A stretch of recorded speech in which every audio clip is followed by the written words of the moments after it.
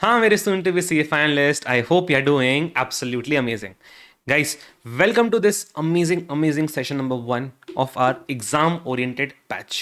ठीक है, अब राजा देख, नाम एग्जाम ओरिएंटेड है लेकिन मैं इसको एग्जाम फोकस्ड बोलना प्रेफर करूंगा, बिकॉज जिस तरीके से अर्जुन की नज़र एकदम फोकस्ड वे में मछली की आंख पर थी, उस तरीके से हमारा फोकस एकदम प्रिसाइसली इस बैच का आपको एग्जाम रेडी बनाने में रहेगा. एंड मैं ऐसा क्यों बोल रहा हूँ, इतनी अलग अप्रोच क्यों हो जाती है इस बैच की, why is this so different from other batches, मैं आपको बाद में बताऊंगा. थोड़ा लेक्चर कंटिन्यू करते करते मैं आपको बताऊंगा एंड आप लोग खुद ही बोलोगे कि सर ये तो बहुत प्यारा बैच बना दिया आप लोगों ने, आपने हमारे लिए. ठीक है, तो बहुत फोकस में प्रिपरेशन होने वाली है आपके एग्जाम के लिए. ठीक है, आगे बढ़ने से पहले मैं क्विकली यार मैं आपको दिखा देता हूँ कि हमारा जैन 26 का रिजल्ट कैसा आया. ठीक है, बहुत ही प्यारा रिजल्ट आया यार, बहुत ही खुशी है आपको बताते हुए कि जैन 26 का हमारा रिजल्ट बहुत प्यारा आया है. ठीक है, 3 ऑल इंडिया रैंकर्स हैं, एग्जाम्शंस एंड बहुत सारे स्टूडेंट्स पास भी हुए हैं. अब ये सब पॉसिबल क्यों हो पाया मैं आपको बता देता हूँ. ठीक है, आपको पता ही होगा, आप जब भी टेलीग्राम ग्रुप में जाओगे हमारे बारे में पूछोगे तो लोग आपको यही बोलेंगे कि टॉप नॉच कॉन्सेप्चुअल क्लैरिटी अगर चाहिए तो पंकज सर. ठीक है, ये जो रैंकर्स हैं इनका जो ट्रस्ट है, ये इसीलिए ट्रस्ट करते हैं बिकॉज उनको पता है कि जो top notch conceptual clarity subject जो एफएम डिमांड करता है वो आपको सिर्फ हमारे यहाँ से मिलेगी, कहीं और नहीं मिलेगी. ठीक है, तो वही चीज़ है राजा. अब मैं आपको बताता हूँ कि आज के लेक्चर में हम लोग क्या करने वाले हैं. ठीक है, देखो, आज हम लोग डायरेक्टली आज के सेशन के अंदर हम लोग क्या करने वाले हैं, आज हम लोग डायरेक्टली आपके चैप्टर नंबर 1 पे जंप नहीं करने वाले हैं. चैप्टर नंबर 1 पे अगर हम लोग डायरेक्टली जंप कर जाएंगे, लेवरेजेस हमारा चैप्टर नंबर 1 रहने वाला है, तो आपकी अंडरस्टैंडिंग सब्जेक्ट की थोड़ी सी खोखली रह जाएगी, शैलो रह जाएगी. ऐसा क्यों होता है राजा? देख, बिकॉज देख, कोई भी सब्जेक्ट आप स्टार्ट कर रहे हो, कभी भी एक नया सब्जेक्ट आप स्टार्ट करोगे, हर सब्जेक्ट की एक थीम होती है. हर सब्जेक्ट आपसे एक माइंडसेट, एक सोच की एक्सपेक्टेशन रखता है कि जब तू मुझे पढ़ रहा है ना, तू पहले ये माइंडसेट बना ले, उसके बाद मुझे पढ़ना, वरना फिर तू ही परेशान होगा मेरे को पढ़ते पढ़ते, फिर मुझे गालियां देगा तू. तो सब्जेक्ट ऐसा होता है. ठीक है, आपने जब अकाउंटिंग पढ़ा रहेगा 11th के अंदर पहली बार, तो आप लोग स्टार्टिंग के 6-7 लेक्चर में तो आप लोग समझ ही नहीं पाओगे कि चल क्या रहा है, ये क्या होता है, ये कैश अकाउंट डेबिट टू, ये क्या क्या चल रहा है, ये अकाउंट क्या चीज़ होती है. थोड़ा सा समझने में लग जाता है. फिर 7-8-10 दिन खत्म होते हैं, तब आप थोड़ा थोड़ा सेटल होना स्टार्ट होते हो कि अच्छा ये सब्जेक्ट था. ठीक है, वही ऑन द अदर हैंड अगर आप सोचो कि आपका टीचर आपको पहले ही सारा बता देता कि भाई इस सब्जेक्ट को पढ़ते टाइम तुम ये अंडरस्टैंडिंग रखो, ये माइंडसेट बना के रखो, तो आपकी अंडरस्टैंडिंग नेक्स्ट लेवल आती है स्टार्टिंग से ही. तो अब क्योंकि ये बहुत इंपॉर्टेंट हो जाता है कि आप लोग एफएम नया सब्जेक्ट पढ़ रहे हो, हमारे पास टाइम लिमिटेड होगा, हम लोग एग्जाम फोकस्ड वे में जाना चाहते हैं, कम ड्यूरेशन के अंदर कवर करना चाहते हैं. तो इट्स वेरी इंपॉर्टेंट कि जब आप पहला चैप्टर पढ़ो तो उस टाइम से आपको माइंडसेट बन जाना चाहिए कि मेरे को एफएम को समझना कैसे कैसे देखना है, क्या माइंडसेट मुझे कैरी करना है. अगर मैंने आपके ऊपर छोड़ दिया कि धीरे धीरे करके अपने में समझ जाओगे, तो 1 2 3 चैप्टर तो तुम्हें अंडरस्टैंडिंग तुम्हारी मिस हो जाएगी, आधी की आधी अंडरस्टैंडिंग. वो मैं नहीं चाहता.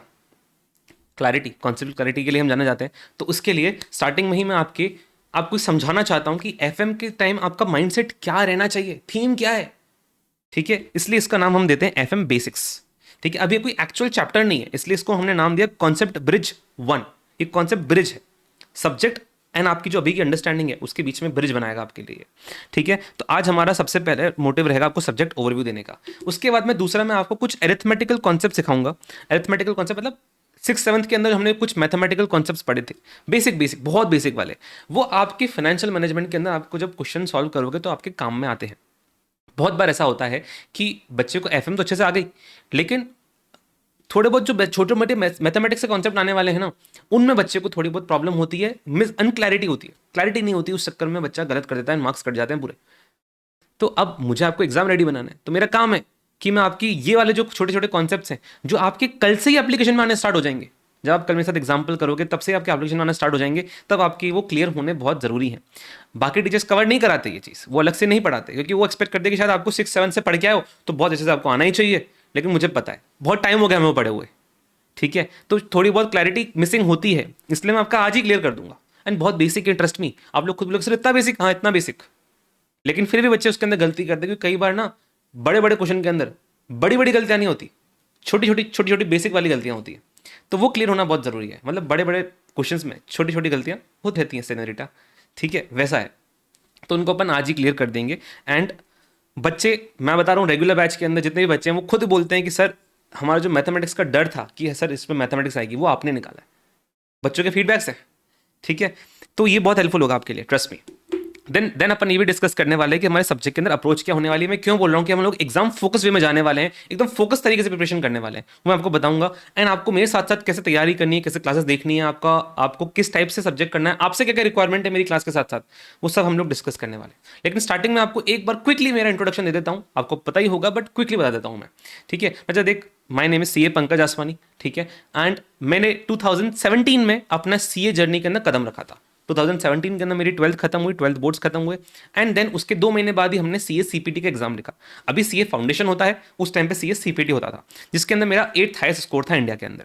अब आपको पता है सीए सीपीटी जो फाउंडेशन सीपीटी जो होता है ये 12th से मिलता जुलता होता है, तो वो तो मजे मजे में निकल जाता है, ठीक है। उस टाइम तो मैं बहुत गम में था भाई, छोड़ बाद में बताऊंगा, मैं बहुत गम में था उस टाइम पे ब्रेकअप हुआ था मेरा, तो बहुत गम में था मैंने उसके अंदर ही दिया, वो निकल गया, ठीक है, जैसे तैसे करके निकल गया। अब मेरे को था कि इंटर के अंदर अपने को ER1 लेके आने का है। अब इंटर करने के लिए मैं अपना होम टाउन छोड़ के, अजमेर मेरा होम टाउन है, वो छोड़ के मैं इंटर के लिए गया जयपुर पढ़ने के लिए। अब इंटर जाके मुझे मालूम पड़ा ये तो बहुत अलग गेम है, ये तो बहुत ही अलग चीज़ है, सीपीटी तो बहुत अलग था, ये तो बहुत अलग है, ये तो दुनिया ही एकदम अलग है। तो मेरे को समझने में टाइम लग गया कि ये क्या है, ये क्या चल रहा है सब्जेक्ट के अंदर, ये क्या पढ़ना कैसे है, समझा ही नहीं मुझे। तो वहाँ पर जाके मालूम पड़ा कि इंटर बहुत अलग चीज़ होती है। एंड मैं फर्स्ट जनरेशन चार्टेड अकाउंटेंट हूँ, मेरी फैमिली में कोई चार्टेड अकाउंटेंट नहीं है, and the first one to get go out of home and get a degree. तो मुझे कुछ एक्सपीरियंस नहीं था भाई, मैं खोया खोए रहता था इंटर के अंदर कि भाई कि क्या करना है, कैसे करना है। अब एम्बिशन AR1 का, लेकिन जितनी मेहनत हमने करी उससे हम रैंक से सिर्फ 6-7 मार्क्स दूर रह गए, यानी AR50 से 6-7 मार्क्स में पीछे रह गया, AR भी अचीव नहीं हुई, ठीक है। लेकिन जज्बा पूरा था कि हाँ फाइनल में रही सही कसर अपन पूरी करेंगे, ठीक है। तो फाइनल के अंदर जाके हमने पूरी जान लगाई, फाइनल के अंदर जाके हमें समझ में आ ही गया था कि फाइनल ये इंटर और फाइनल बहुत सेम होते हैं, आपको पता ही ना, बहुत स्ट्रैटेजी सिमिलर सी होती है। तो इंटर के बाद समझ में आ गया था कि क्या गलतियां होनी है, कैसे करना, कैसे पढ़ना होता है। इसलिए फाइनल के अंदर मेरी ऑल इंडिया रैंक 10 आ गई, पूरी सही रही सही कसर मैंने पूरी कर दी। तो अंत भला तो सब भला, तो वो सीन है मेरी सीए जर्नी का। एंड आपको पता है बीच में आप लोग आर्टिकलशिप के लिए जाते हो इंटर के बाद में, आपने बहुत सारे बिग फोर के ब्लॉग्स भी देखे होंगे कि सर कुछ तो बिग फोर करके होता है जिसमें लोग जाके व्लॉग्स बनाते हैं, शायद कहीं वो ब्लॉगिंग करने का सेंटर तो नहीं है सी आर्टिकल्स का, नहीं नहीं नहीं नहीं, वो एक आर्टिकलशिप की जगह होती है राजा बिग फोर्स, आपको पता ही होगा राइट, कि कुछ दुनिया के 4 बड़ी फर्म्स हैं जो जहाँ पे जाके आर्टिकलशिप बच्चा करना चाहता है उन्हें बिग फोर्स बोलते हैं। अब हमें मेरा हमेशा से एम्बिशन वही रहा है कि लाइफ के अंदर करियर के अंदर जो करना है बेस्ट करने का है, राइट। नीचे की ओर हूँ मैं, छोटा की ओर हूँ मैं तो बेस्ट करूंगा ना अपने लिए। तो मैं ऑब्वियसली आर्टिकल से भी बेस्ट जगह से करना चाहता था, कि वही होता है ना कि छोटे शहर वालों के बड़े सपने होते हैं, तो अपने सपने बड़े थे यार, हम करेंगे बड़ी जगह से articleship, top top big four से करेंगे आर्टिकलशिप। तो पूरी जान लगाई एंड मुझे KPMG जो एक बिग फोर है उसके अंदर मुझे मुंबई के अंदर आर्टिकलशिप मिली, स्टैच्यूटरी ऑडिट डोमेन के अंदर, ठीक है। तो वहाँ गया मैं आर्टिकलशिप करने के लिए। तो मैं पूरा भटका हूँ, मतलब सीए जर्नी के अंदर पहले अजमेर में था, सीपीटी करा, जयपुर गया, फिर मुंबई पहुँच गया मैं आर्टिकलशिप करने के लिए। एंड वहाँ पे ऑडिट पढ़ने करने के बाद में एक्सपीरियंस मैंने ले लिया, बट मुझे समझ में आ गया कि अब आगे हमसे ना हो पाएगा ऑडिट, मतलब यहाँ तक ऑडिट कर ली बस खत्म, आगे जब मेरे जॉब लग जाएगी सीए बन जाऊंगा तो मैं ऑडिट तो कंटिन्यू नहीं करना चाहूंगा, ये हमसे ना हो पाएगा, हमारे बस का नहीं है, क्योंकि ऑडिट थोड़ा कंप्लायंस बेस्ड सब्जेक्ट होता है, राइट। एंड मुझे चाहिए था थोड़ा डायनामिक करियर जिसमें मैं बिजनेस के बारे में सोच रहा हूँ, स्ट्रैटेजी कर रहा हूँ मैं, इन्वेस्टमेंट बैंकिंग कर रहा हूँ, प्राइवेट इक्विटी टाइप्स जो थोड़े ज़्यादा डायनामिक रोल्स होते हैं, स्ट्रैटेजी बेस्ड होते हैं, बिजनेस ओरिएंटेड रोल्स होते हैं, मुझे उनमें जाना था। तो अब आपको पता ही होगा कि ऑल इंडिया रैंक जब आपकी फाइनल में आ जाती है तो उसके बाद आपको बहुत अच्छे रोल्स ऑफर होते हैं, बहुत हाई पैकेज ऑफर होता है, जो बाकी चार्टेड अकाउंटेंट्स को नहीं होता, वो एक्सक्लूसिवली सिर्फ चार्टेड अकाउंटेंट्स रैंकर्स को ही मिलता है। तो मुझे भी ऐसे काफ़ी रोल्स ऑफर हुए after becoming CA all India ranker. तो जैसे आपके प्राइवेट इक्विटी हो गए, इन्वेस्टमेंट बैंकिंग हो गए, आपके कंसल्टिंग हो गई, एंड मैनेजमेंट ट्रेनी रोल्स हो गए। तो उनमें से एक रोल मैंने ज्वाइन किया आदित्य बिरला ग्रुप करके, ठीक है, जहाँ पे मैंने अलग अलग डोमेन के अंदर अलग अलग बिजनेसेस देखे। मैंने रेस्टोरेंट बिजनेस देखा, मैंने पेंट बिजनेस देखा, मैंने रिन्यूएबल एनर्जी बिजनेस देखा, ये सारे बिजनेस मैंने देखे, अलग अलग रोल्स मैंने किए, मैंने स्ट्रैटेजी में काम किया, मैंने मर्जर्स एंड एक्विजिशंस में काम किया, फाइनेंस में काम किया, अलग अलग डोमेन्स का मैंने एक्सपीरियंस लिया। तो जो सब्जेक्ट्स में आज चैप्टर्स में आपको पढ़ाने वाला हूँ ये मैंने रियल लाइफ में जिया है, and because of which it is possible for me, उसके लिए मेरे पास पॉसिबल हो पाता है कि जो भी मेरी नॉलेज है एक्सपीरियंस की, 2.5 साल का मेरे पास एक्सपीरियंस था, वो सबको यूज़ करके मैं आपको कॉन्सेप्ट समझाता हूँ। तो बिकॉज ऑफ विच स्टूडेंट्स आप जहाँ पे भी जाओगे टेलीग्राम में आपको मालूम पड़ेगा कि वो लोग जो लॉजिकल अंडरस्टैंडिंग मैं देता हूँ उसकी बहुत ज़्यादा तारीफ करते हैं, and that's why rankers also trust me for that, ठीक है। तो बस that was quickly about me. अब अगला जो पोस्टर मैंने आपको दिखाया था, इस पोस्टर में अगला नाम अगले टाइम के अंदर आपका हो सकता है, एंड आई वॉन्ट कि इस पोस्टर के अंदर अगली बार आप भी आओ, ठीक है। चलो अब हम लोग क्या करते हैं, सीधे हम लोग जंप करते हैं हमारी अप्रोच के ऊपर कि सब्जेक्ट हम लोग अप्रोच किस टाइप से करने वाले हैं। देख राजा, आपको मिलेंगे 2 बुक्स, ठीक है। सबसे पहले आपको ये मिलेगी FM 360 कॉन्सेप्ट नोट्स हमारे, ठीक है। इसके अंदर हम लोग करने क्या वाले हैं, इसके अंदर आपके जितने भी कॉन्सेप्ट्स हैं वो आपको सारे लिखे हुए मिलेंगे, पहले से लिखे हुए मिलेंगे। आपको कॉन्सेप्ट लिखने का प्रेशर फील नहीं होगा क्लास के टाइम में। आपको 90% एग्जाम्पल्स आपको ऑलरेडी सॉल्व मिलेंगे, ठीक है। इसके अंदर जितने भी एग्जाम्पल्स लिखे हुए हैं, जो भी एग्जाम्पल्स होंगे वो सॉल्व होंगे। आपको उनको लिख के सॉल्व करना नहीं है क्लास के साथ में। ऐसा मैंने क्यों किया है, मैं ऐसा क्यों करना चाहता हूँ राजा, देख समझना, किसी भी न्यूमेरिकल सब्जेक्ट के अंदर 2 बहुत इंपॉर्टेंट चीज़ होती है स्कोर करने के लिए। एक तो कॉन्सेप्ट की अंडरस्टैंडिंग एंड दूसरा क्वेश्चंस की राइटिंग प्रैक्टिस, ठीक है। तो कॉन्सेप्ट जब पढ़ाए जा रहे हैं तो आपका फोकस होना चाहिए कॉन्सेप्ट को समझने पे, एंड जब क्वेश्चंस कराए जा रहे हैं तो आपका फोकस होना चाहिए क्वेश्चंस को लिख के सॉल्व करने में। लेकिन आप दूसरी क्लासेस के अंदर करते एकदम उल्टा हो, आप कॉन्सेप्ट पढ़ाते टाइम कॉन्सेप्ट लिखने पे ध्यान देते हो एंड क्वेश्चन जब टीचर करा रहे हो तो क्वेश्चन को देख रहे होते हो, उल्टा होता है। तो आपका उस प्रॉब्लम का सोल्यूशन मैंने यही निकाला है कि मैं आपको कॉन्सेप्ट पहले से लिख के दे दूं, ठीक है, जिससे आपको कॉन्सेप्ट पढ़ाते टाइम पे आपका ध्यान सारा अंडरस्टैंडिंग की तरफ हो, ना कि लिखने की तरफ। आपका पूरा फोकस लिखने का जहां होना चाहिए, लिखने का जो भी आपको एफर्ट देना है वो क्वेश्चंस के ऊपर होना चाहिए। क्वेश्चंस लिख लिख के प्रैक्टिस करो, जिससे आप बहुत स्ट्रांग हो जाओगे और आपका एग्जाम में बहुत अच्छा स्कोर आएगा। तो कॉन्सेप्ट में आपको लिखने का टाइम नहीं जाना चाहिए, इसलिए मैंने कहा फोकस्ड बैच है। आपका टाइम में लिखने में वेस्ट नहीं करना चाहता, आपका टाइम जाएगा अंडरस्टैंडिंग लेने में, क्योंकि अंडरस्टैंडिंग से मार्क्स आएंगे, कॉन्सेप्ट लिखने से मार्क्स नहीं आएंगे। समझा आपको? तो आपको ये नोट्स मिलेंगे, एंड ये रेगुलर बैच वाले नोट्स नहीं है, ये नोट्स भी फोकस्ड नोट्स हैं, ठीक है। इनको हमने थोड़ा कंप्रेस किया है, छोटा किया है। अगर आप हर चैप्टर के पेजेस देखोगे तो आपको कम मिलेंगे देन जो हमारे रेगुलर बैच के जो नोट्स हैं, ठीक है। तो आपको ये मिलेंगे कॉन्सेप्ट नोट्स, ये आपको हमेशा मेरे साथ में खुली रखनी है। जब भी मैं कुछ पढ़ाऊंगा तो आपको मेरे साथ में खुली रखनी है, ये आपके पास आएगी कलर्ड फॉर्म में।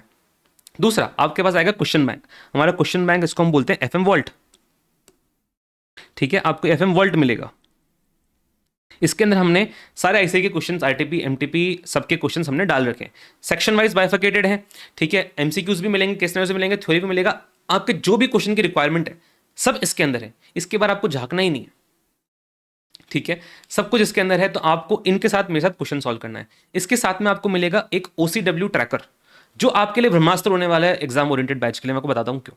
OCW ट्रैकर के अंदर हम लोग क्या करते हैं, हम लोग एक सेकंड मैं देखूं अभी खुला हुआ है क्या किसी में हमारा OCW ट्रैकर। एक सेकंड ना, मैं आपको OCW ट्रैकर खोल के दिखाता हूँ, एक सेकंड रुको।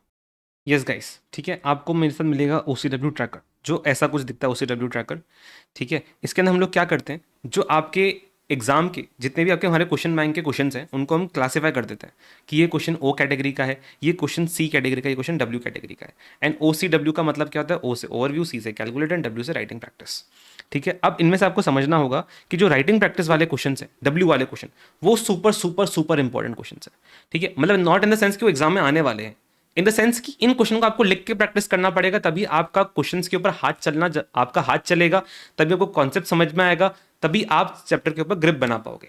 अगर इन क्वेश्चंस को आपने लिख के प्रैक्टिस नहीं किया, तो अगर इस चैप्टर में से कोई भी और क्वेश्चन उठ के आ गया आपके एग्जाम में, तो आपका हाथ नहीं चलेगा। आपका शायद देखा हुआ रहेगा आपका क्वेश्चन, फिर भी आपका हाथ नहीं चलेगा। यानी प्रॉब्लम आपके साथ में हुई भी होगी कि सर क्वेश्चन तो देखा देखा लग रहा था लेकिन हाथ ही नहीं चल रहा था, वो इसलिए लगा क्योंकि राइटिंग प्रैक्टिस की कमी थी। तो इसलिए हम लोग क्या करने वाले हैं, जो क्वेश्चन राइटिंग प्रैक्टिस वाला होगा उसको हम लोग राइटिंग में करेंगे। मैं आपको बोलूंगा इसको मेरे साथ लिख के राइटिंग में करो। जो क्वेश्चन ओवरव्यू वाला होगा मैं आपको ओवरव्यू करने बोलूंगा कि इसको ओवरव्यू करके काम चलाओ, इस पर इसको राइटिंग में करने का टाइम वेस्ट मत करो। जो कैलकुलेटर वाला होगा उसको कैलकुलेटर पर करके निपटा लेना, उस पर राइटिंग में करने का टाइम वेस्ट मत करना। इसलिए मैंने कहा ये फोकस्ड बैच है, इसके अंदर आपका फोकस टाइम वहीं पे जाने दूंगा मैं, जिससे आप एग्जाम में परफॉर्मेंस अपना इंप्रूव कर सको, वहां पे नहीं जहां पे टाइम वेस्ट हो रहा है तुम्हारा। ओवरव्यू और कैलकुलेटर क्वेश्चन को तुम राइटिंग में करके कुछ अचीव नहीं कर लोगे। W वालों को अगर तुम राइटिंग में नहीं किया तो तुम बहुत कुछ खो जरूर दोगे। तो इसलिए अपने को वैसा प्रिपरेशन करना है जिससे आप एग्जाम रेडी हो सको, ठीक है। तो इसलिए मैंने बोला ये इस टाइप का हमारा अप्रोच रहने वाला है, फोकस्ड अप्रोच, कॉन्सेप्ट के अंदर भी फोकस्ड, क्वेश्चन के अंदर भी फोकस्ड, ठीक है। मार्क्स की तरफ आगे बढ़ेंगे, ठीक है। अच्छा, कॉन्सेप्ट समझते टाइम पे बहुत इंपॉर्टेंट होगा कि आप कंसेप्चुअल अंडरस्टैंडिंग लो मेरे साथ, जो मैं आपको भरपूर देने वाला हूँ, ठीक है। ऐसा नहीं होगा कि मैंने आपको बस स्टेप्स रटवा दिए हैं, आपका मेरा फोकस रहेगा कि मैं आपको कॉन्सेप्ट्स का लॉजिक बता रहा हूँ, मैं आपको कॉन्सेप्ट आपके रियल लाइफ में आपको फील करा पाऊँ, ठीक है। क्योंकि कॉन्सेप्ट के अगर सिर्फ आप स्टेप याद कर लेते हो ना, तो आप एग्जाम में अच्छा स्कोर नहीं कर पाओगे, क्योंकि एग्जाम का लेवल बढ़ चुका है, आपको लॉजिकली समझनी पड़ेंगी चीजें, ठीक है। लेकिन लॉजिक अगेन एग्जाम फोकस्ड वे में होगा, ठीक है। उतना ही लॉजिक बताया जाएगा आपको जिससे आप एग्जाम में बहुत अच्छा स्कोर करने की पोजीशन में आ जाओ, जिससे कोई भी नया एडजस्टमेंट आए, नया क्वेश्चन आए, तब उसको टैकल करने की पोजीशन में आ जाओ। ऐसा नहीं कि मैं डेप्थ में घुसे जा रहा हूं, वो हम लोग रेगुलर के अंदर करते हैं, यहां पे नहीं होगा वो, ठीक है। एग्जाम फोकस्ड, अगेन फोकस वे के अंदर। देन दूसरी चीज, क्वेश्चन कराते टाइम मेरा क्वेश्चन कराने का अप्रोच ऐसा नहीं होता है कि मैं आपको सिर्फ स्टेप से बता दूं। क्वेश्चन कराते टाइम हम लोग साथ में सोचते हैं। हम लोग सोचते हैं कि अच्छा ये जो लैंग्वेज थी इसका ट्रीटमेंट कैसे करना है, क्या मैं ये कर सकता हूँ कि मुझे वो वाला ट्रीटमेंट करना चाहिए, सोचेंगे हम लोग साथ में। क्योंकि आपको सोचना सिखाना मेरा काम है। क्योंकि एग्जाम के अंदर आपका जो नया एडजस्टमेंट आएगा, नया मॉडिफिकेशन होकर आएगा, तो आपको खुद सोचना पड़ेगा। एंड उसके लिए मुझे ट्रेन आपको यहीं से करके भेजना पड़ेगा। ऐसा नहीं कि मैं आपको यहाँ पे तो मैंने आपको बस रटा दिया एंड आपको मैं उम्मीद कर रहा हूँ कि आप एग्जाम में नया एडजस्टमेंट हैंडल कर लोगे। कैसे कर पाओगे यार, वो मुझे ही सिखाना पड़ेगा ना तुमको, तो मैं आपको सिखाऊंगा। हमारी क्वेश्चन सॉल्विंग अप्रोच एकदम यूनिक है, कोई उस तरीके से नहीं कराता है। एंड आपको लॉजिकल रीजनिंग, नए क्वेश्चन हैंडल करने का तरीका इसी से सीखने में आता है। ठीक है, ये हमारी अप्रोच होगी। तो जैसे जैसे मैं बोलता जा रहा हूँ, आपको लॉजिक सोचने हैं, कॉन्सेप्ट्स के अंदर सोचना है, एंड क्वेश्चन के टाइम पे भी आपको सोचना है, एक्टिव रहना है। ठीक है, हमेशा आपको मेरे साथ में कॉन्सेप्ट नोट्स खुले रखना है, क्वेश्चन बैंक खुला रखना है। ठीक है, स्टार्टिंग के 1-2 लेक्चर के लिए आपको क्वेश्चन बैंक नहीं लगेगा, लेकिन कॉन्सेप्ट नोट्स लगेंगे। तो अगर आपने अभी तक आपके पास नहीं आया तो आप पीडीएफ खोल सकते हो, आपको पीडीएफ मिल जाएगी। ठीक है, कैलकुलेटर आपके पास हमेशा रहना चाहिए। कैलकुलेटर कौन सा वाला रख सकते हो आप? मैं ये वाला रखता हूँ, आप ये वाला भी रख सकते हो, या फिर इसका एक छोटा भाई भी आता है, मैं वो भी आपको बता दूंगा, टेलीग्राम में डाल दूंगा कि कौन सा वाला रख सकते हो। एक मॉडल नंबर आता है उसका, यार DJ12D करके आता है, पता नहीं MJ12D करके कुछ आता है, मैं बता दूंगा बाद में। ठीक है, छोटा वाला वर्जन आता है।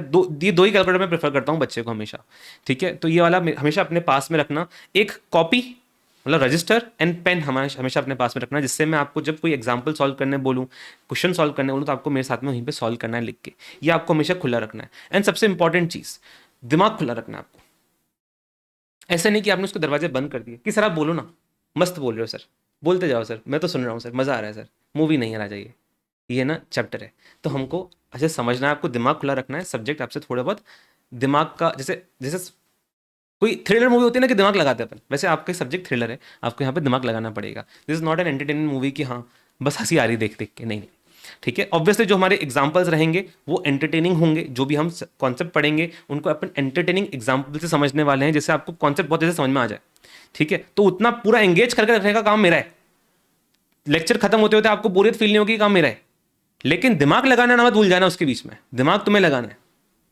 ठीक है, ये सारी चीज़ें थी। उसके अलावा आपको कोई भी और चीज़ मुझसे डिस्कस करनी हो तो आप मुझे तक मैसेज कर सकते हो। ठीक है, ये सारा कॉन्टेक्स्ट आई थिंक मुझे बताना इंपॉर्टेंट था लेक्चर स्टार्ट करने से पहले, काम पे लगने से पहले। ठीक है, और कोई चीज़ और क्या बताना है तुमको? बाकी हाँ, पेपर का स्ट्रक्चर क्या होता है, पेपर कैसा होता है, पेपर 6 एक 50 मार्क्स में तुम्हारे किस किस टाइप के क्वेश्चन आएंगे, वो अपन टुवर्ड्स दी एंड रखते हैं, सेशन के एंड में डिस्कस कर लेंगे। अभी इट्स इंपॉर्टेंट फॉर अस कि हम लोग we should get going right. अभी अपन सब्जेक्ट समझना स्टार्ट करते हैं, बाकी कॉन्टेक्स्ट अपन ने ले लिया है, बाकी बाद में डिस्कस करेंगे ना कि पेपर किस टाइप से आता है। ठीक है, चलो सबसे पहले अपन बात करते हैं कि FM बेसिक्स, FM सब्जेक्ट होता क्या है, कौन कौन से चैप्टर्स है तुम्हारे, एंड माइंडसेट क्या मेंटेन करना है। देख राजा, तुम अगर कोई भी बिजनेस ओपन करना चाहते हो, ठीक है, लेट्स से मेरा फेवरेट बिजनेस है पिज्जेरिया, रेस्टोरेंट बिजनेस। ठीक है, रेस्टोरेंट बिजनेस के अंदर जो अपन पिज्जेरिया खोलते हैं, वुड फायर्ड पिज्जेरिया खोलने का है, तो सोचो अगर तुम्हें वुड फायर्ड पिज्जेरिया खोलने का है, लेट्स से मैं तुम्हें बोलता हूँ कि तुम्हें खोलना है राइट, तो खोलने का थॉट आने से लेके एक्चुअल में खोल लेने तक या फिर उसके बाद तक आपके कौन कौन से स्टेप्स रहेंगे, आपको वो सोचना है मेरे साथ कि सर मैं कौन कौन से स्टेप्स एग्जीक्यूट करूंगा बीच के अंदर, वो आपको मेरे साथ सोचना है। एंड उसके बाद में आप एक बार पॉज लो, 1 मिनट का, सोचो कौन कौन से स्टेप्स होंगे। करेक्ट होने की जरूरत नहीं है, आप बस सोचो एक बार, आगे पीछे भी हो सकते हैं, लेकिन सोचना एक बार के लिए कौन कौन से स्टेप्स हो सकते हैं। वो स्टेप्स आप सोचोगे, उसके बाद मैं आपको बताऊंगा कि ये सारे जो भी स्टेप्स आप अप्लाई करने वाले हो, वो हर एक स्टेप के अंदर फाइनेंशियल मैनेजमेंट घुसा हुआ है। ठीक है, चलो सबसे पहले आप ये करोगे कि भाई आप बोलोगे कि सर मेरे दिमाग में ख्याल तो आया रेस्टोरेंट खोलने का, लेकिन मैं ऐसे ख्याल आने के बाद ऐसा थोड़ी कि मैं डायरेक्ट रेस्टोरेंट के अंदर पैसा लगा भी दूंगा, मुझे पहले इवैल्यूएट तो करना पड़ेगा ना कि इतना पैसा अगर रेस्टोरेंट के अंदर लगेगा तो मुझे रेस्टोरेंट के अंदर लगाना भी चाहिए कि नहीं लगाना चाहिए। क्या ऐसा पॉसिबल है कि यही पैसा मैं किसी और बिजनेस के अंदर, लेट से चप्पल की दुकान, मैंने चप्पल की दुकान भी अगर खोल ली तो उस बिजनेस में शायद मैं ज्यादा पैसा रिटर्न में कमा सकता हूँ, रिटर्न कमा सकता हूँ मेरे पैसे के ऊपर, देन जो मैं रेस्टोरेंट से कमा सकता हूँ राइट। तो आपको सोचना पड़ेगा, जिसके अंदर हम लोग बेसिकली देखना चाहते हैं कि जो मेरा पैसा है उसका बेस्ट रिटर्न, रिटर्न यानी कमाई, प्रॉफिट, उसके बदले में एक बार के लिए प्रॉफिट समझो, रिटर्न अपन बाद में समझेंगे क्या होता है। उसके बदले जो बेस्ट रिटर्न मुझे मिलने वाला है वो क्या मुझे रेस्टोरेंट में ही मिलेगा कि कोई और कहीं और पे मैं इसको इन्वेस्ट कर सकता हूँ उस पैसे को, वो आपको सोचना होगा राइट। उसके बाद ही अपना बहुमूल्य पैसा आप इन्वेस्ट करोगे।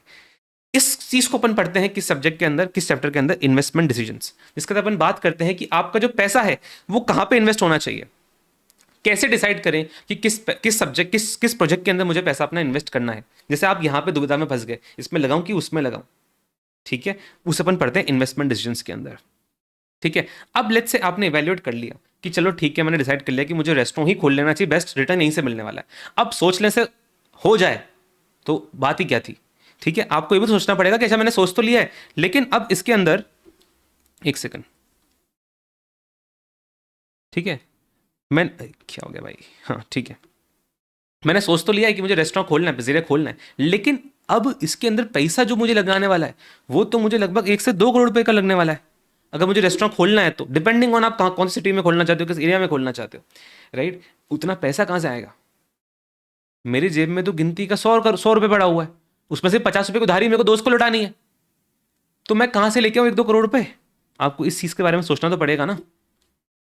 ठीक है, आपको सोचना पड़ेगा कि ये जो पैसा मेरे पास आएगा कहाँ से आएगा, सोर्सेस क्या होंगे उसको उसके, जिसको हम लोग पढ़ते हैं चैप्टर के अंदर सोर्सेज ऑफ फाइनेंस। पैसा कहाँ से आएगा, सोर्सेज ऑफ फाइनेंस।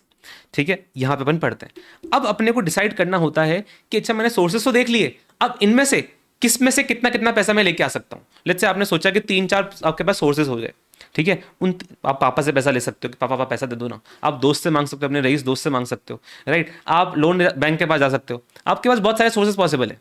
ठीक है, उनमें से किससे कितना कितना पैसा लेके आना है, ठीक है, वो आपको इवेल्यूएट करना पड़ेगा, आपको डिसीजन लेना पड़ेगा। ऐसा थोड़ी कि सारा पैसा मैं एक जगह से लेके आ जाऊंगा, आपको सोचना पड़ेगा ना कि क्या अलग अलग एक मिक्सचर पॉसिबल हो सकता है क्या, कि यहां से इतना लेके आ गया, यहां से इतना लेके आ गया, यहां से इतना लेके आ गया।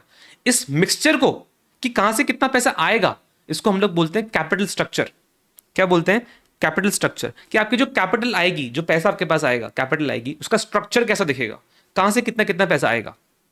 ठीक है, एंड कैपिटल स्ट्रक्चर के साथ में एक और चैप्टर जुड़ के आपका बनता है फाइनेंसिंग डिसीजन चैप्टर, जिसके अंदर आप बेसिकली इवैल्यूएशन करते हो कि किस किस सोर्स से कितना कितना पैसा लेके आना है। ठीक है, देखो हमने सोच तो लिया कि ये सोर्सेस अवेलेबल हैं, अब इवैल्यूएट कैसे करूं मैं कि कहां से कितना पैसा आएगा, मिक्सचर कैसा होगा, क्या आधा पैसा मेरे पास पापा से लेके आऊंगा, या आधा पैसा लोन लेके आऊंगा, या आधा पैसा दोस्त से उधार लेके आऊं, दूसरा आधा पैसा मैं बैंक से उधार लेके आऊं। आपको सोचना है, अलग अलग पॉसिबल कॉम्बिनेशन हो सकते हैं, कौन सा चूज करना है, कौन सा मेरे लिए बेस्ट रहेगा, उसको आप पढ़ते हो फाइनेंसिंग डिसीजंस के अंदर, जिसके अंदर आपके 2 चैप्टर आ जाते हैं, एक तो आपका लेवरेज आ जाता है, एक आपका कैपिटल स्ट्रक्चर आ जाता है। ठीक है, ये आपको समझ में आ गया। अब लेवरेज भी एक तरीके से समझो फाइनेंसिंग डिसीजन के अंदर आपकी हेल्प करता है, जो आपका फर्स्ट चैप्टर होने वाला है, वो आपको बताता है कि आप जिस जिस सोर्स से पैसा लेके आ रहे हो वहां पे रिस्क कितनी कितनी हो सकती है, वो आपको वो बताता है। एक बार के लिए ब्रॉडली तो समझ लो, ठीक है, ज्यादा डेप्थ में अपन अभी नहीं जाना चाहते, लेकिन अपने बस समझना चाहते हैं कि चैप्टर्स क्या क्या है। ठीक है, कैपिटल स्ट्रक्चर के अंदर आप देखोगे कि मिक्सचर कौन सा बेस्ट होगा, एंड लेवरेज के अंदर आप देखोगे कि कहां से कितनी रिस्क हो सकती है, इन दोनों को मिला के बनता है फाइनेंसिंग डिसीजंस।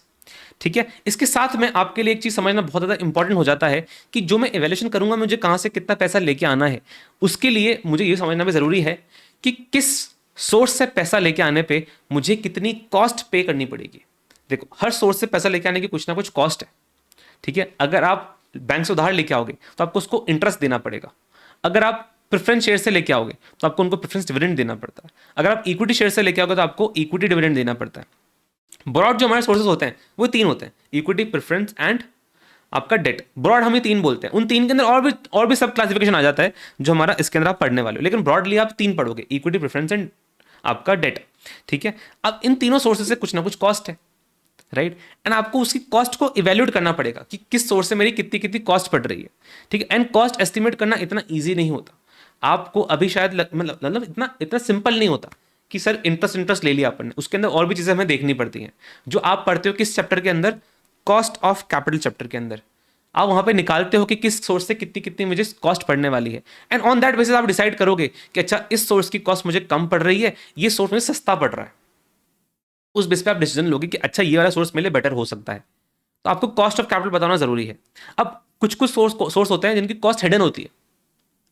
ठीक है, जैसे पापा से अगर आप पैसा लेके आओगे, पापा तुमसे कोई पैसा रिटर्न में तो मांग नहीं रहे, कोई तुमसे कॉस्ट तो ले नहीं रहे, लेकिन जो रोज रोज वो तुमसे पूछेंगे बेटा आज कैसा धंधा हुआ, आज कैसे लड़के तो नहीं आया, आज क्या हुआ दुकान में, ऐसे रोज जो पूछेंगे, उसकी वो तो एक वो कॉस्ट है ना कि वो अपने को रोज रोज उनको आंसर करना पड़ेगा। वो भी तो एक तरीके से एक सोचो, आपने उनसे पैसा लिया है तो आपको वो चीज़ फेस करनी पड़ेगी। ठीक है, तो वो भी एक तरीके से हिडन कॉस्ट हो जाती है, डायरेक्टली कुछ नहीं मांग रहे वो, इनडायरेक्टली आपको फेस करनी पड़ती है यहाँ पे एक चीज़।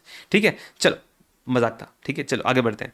तो आपको कॉस्ट ऑफ कैपिटल उस टाइप से फेस करनी, ये अपन नहीं पढ़ने वाले ना, ये नहीं आएगा चैप्टर के अंदर कि अच्छा जब पापा से पैसे लिए तो पापा जो अपन से पूछ रहे हैं कि कैसा वो बिजनेस, वो अपने चैप्टर के अंदर पार्ट नहीं है भाई, ये कहीं नहीं पढ़ोगे तुम, ये से एक्स्ट्रा बता दिया मैंने बस, ठीक है। चलो उसके बाद में आपने यहाँ पे डिसीजन ले लिया कि मुझे पैसा कहाँ कहाँ से आएगा, ठीक है। तो अब आपको सोचना है कि अच्छा अब मुझे रेस्टोरेंट खोलने की तरफ आगे बढ़ना है, ठीक है। आपको रेस्टोरेंट खोलना स्टार्ट करना होगा। आपको क्या करना होगा, आपको लैंड प्लान करनी पड़ेगी कि अच्छा मैं कहाँ पे रेस्टोरेंट खोलूंगा, ठीक है। मेरी दुकान का, मेरे जो रेस्टोरेंट का स्ट्रक्चर होगा, इंटीरियर होगा, वो कैसा दिखेगा, कहाँ पे ओवन लगेगा, कहाँ पे टेबलें लगेंगी, टेबलें चेयर आपको लेनी पड़ेगी, राइट। आपको मार्केटिंग, आपको अपने डिजाइनर्स हायर करने पड़ेंगे इस चीज़ के लिए, राइट। तो ये बहुत सारी चीज़ें आपको करनी पड़ेंगी, राइट, जिनको आप पढ़ते हो फाइनेंशियल मैनेजमेंट के अंदर नहीं, ये आप रियल लाइफ में पढ़ोगे, ये आपको जाके आगे आगे आगे जब जाओगे तब आपको पढ़ने वाला है, ये आप फाइनेंशियल मैनेजमेंट नहीं आने वाले। आई नो तुम लोग यहाँ पे इंटरेस्ट आ गए होगे, सर ये भी पढ़ना पड़ेगा, नहीं नहीं ये नहीं है, ये सब चीज़ें बाहर पढ़ोगे तुम, ठीक है। इसके बाद जब तुमने सब कुछ कर लिया, ठीक है, तब आपको स्ट्रैटेजी करनी पड़ेगी, स्ट्रैटेजी बनानी पड़ेगी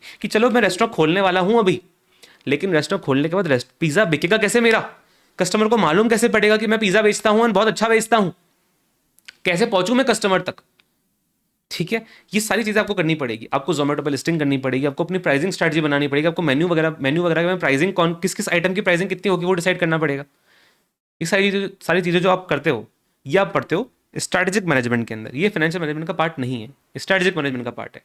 एंड इसके साथ में आपको कॉस्टिंग में भी चीज़ें कवर हो जाती है, क्योंकि प्राइस डिसाइड करने से पहले कॉस्ट पता होना जरूरी है। एंड कॉस्ट पढ़ते हैं अपन किसके अंदर, कॉस्टिंग के अंदर, ठीक है।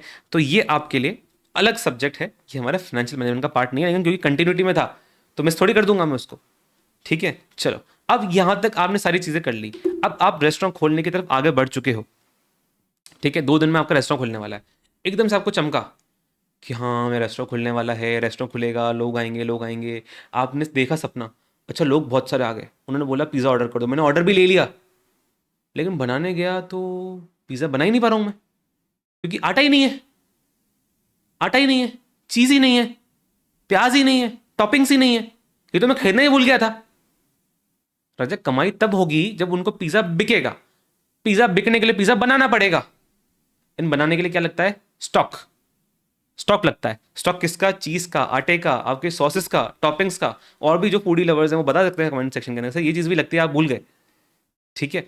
तो वो सारी चीजें आपको लगेंगी, वो सारी भी तो खरीदनी थी ना, वो खरीदे बगैर आपका रेस्टोरेंट नहीं खुल सकता, आपका रेस्टोरेंट नहीं चल सकता, आपको उनको खरीदना पड़ेगा, ठीक है। अब आपको पता होगा कि ये जो हमारी चीज़ें थी, स्टॉक वगैरह जो भी हमको खरीदना था, स्टॉक को हम बोलते हैं, स्टॉक हमारे करंट एसेट का पार्ट होता है, ठीक है। एंड आपने थोड़ा बहुत सुना होगा कि स्टॉक जो हमारा है एंड जो हमारा करंट एसेट्स होते हैं वो हम वर्किंग कैपिटल के अंदर जोड़ते हैं। वर्किंग कैपिटल आपने थोड़ा बहुत पढ़ा होगा ब्रॉडली कि working capital is equal to CA minus CL, ठीक है। एंड करंट एसेट्स के अंदर ही आपका स्टॉक भी आता है, तो आपका स्टॉक जो है वो एक वर्किंग कैपिटल का पार्ट बन जाता है डायरेक्टली, ठीक है। आपको स्टॉक के अंदर पैसा लगाना था एंड आप लगा ही नहीं, तो आपका रेस्टोरेंट ऑपरेट नहीं कर सकता है, ठीक है। तो आपको सपना आ गया तो अच्छा हुआ कि सपना आ गया कि पिज्जा बिकेगा कैसे, तो आपको पहले समझ में आ गया। अब आपको डिसाइड करना है कि अब मैं क्या करूं, रेस्टोरेंट 2 दिन में खुलने वाला है, आपको प्लानिंग करनी है, क्या मैं 5 दिन का स्टॉक लेके आऊं, या मैं 1 दिन का स्टॉक लेके आऊं, या मैं 10 दिन का स्टॉक लेके आऊं, या मैं 15 दिन का स्टॉक लेके आऊं।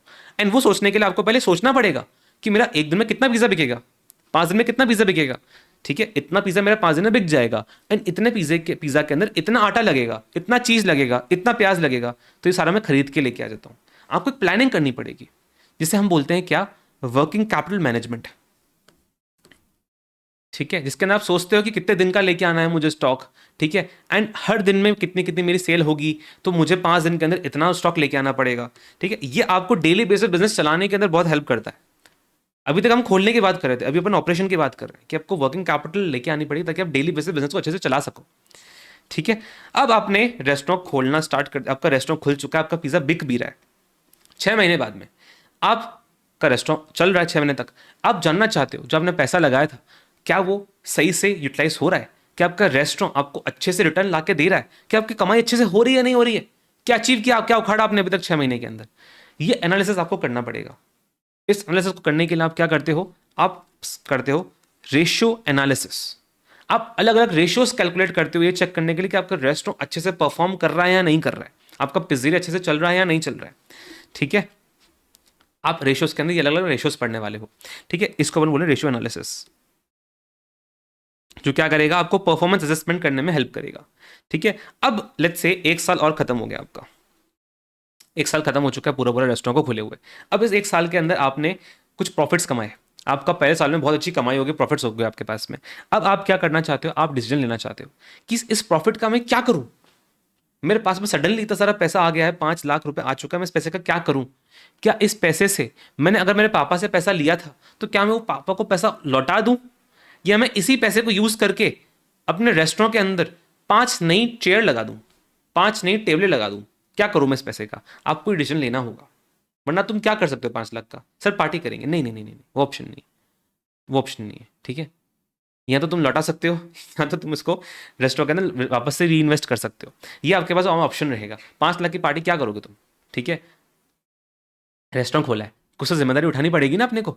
ठीक है, तो अब उसका क्या करना है अपने को, प्रॉफिट का आपको सोचना पड़ेगा। क्या पापा को लौटाना है या मुझे रेस्टोरेंट के अंदर नई टेबलें लगानी है, आपको उसके बीच में वैल्यूएशन करना पड़ेगा। ये वैल्यूएशन करना बहुत ज़्यादा इंपॉर्टेंट हो जाता है।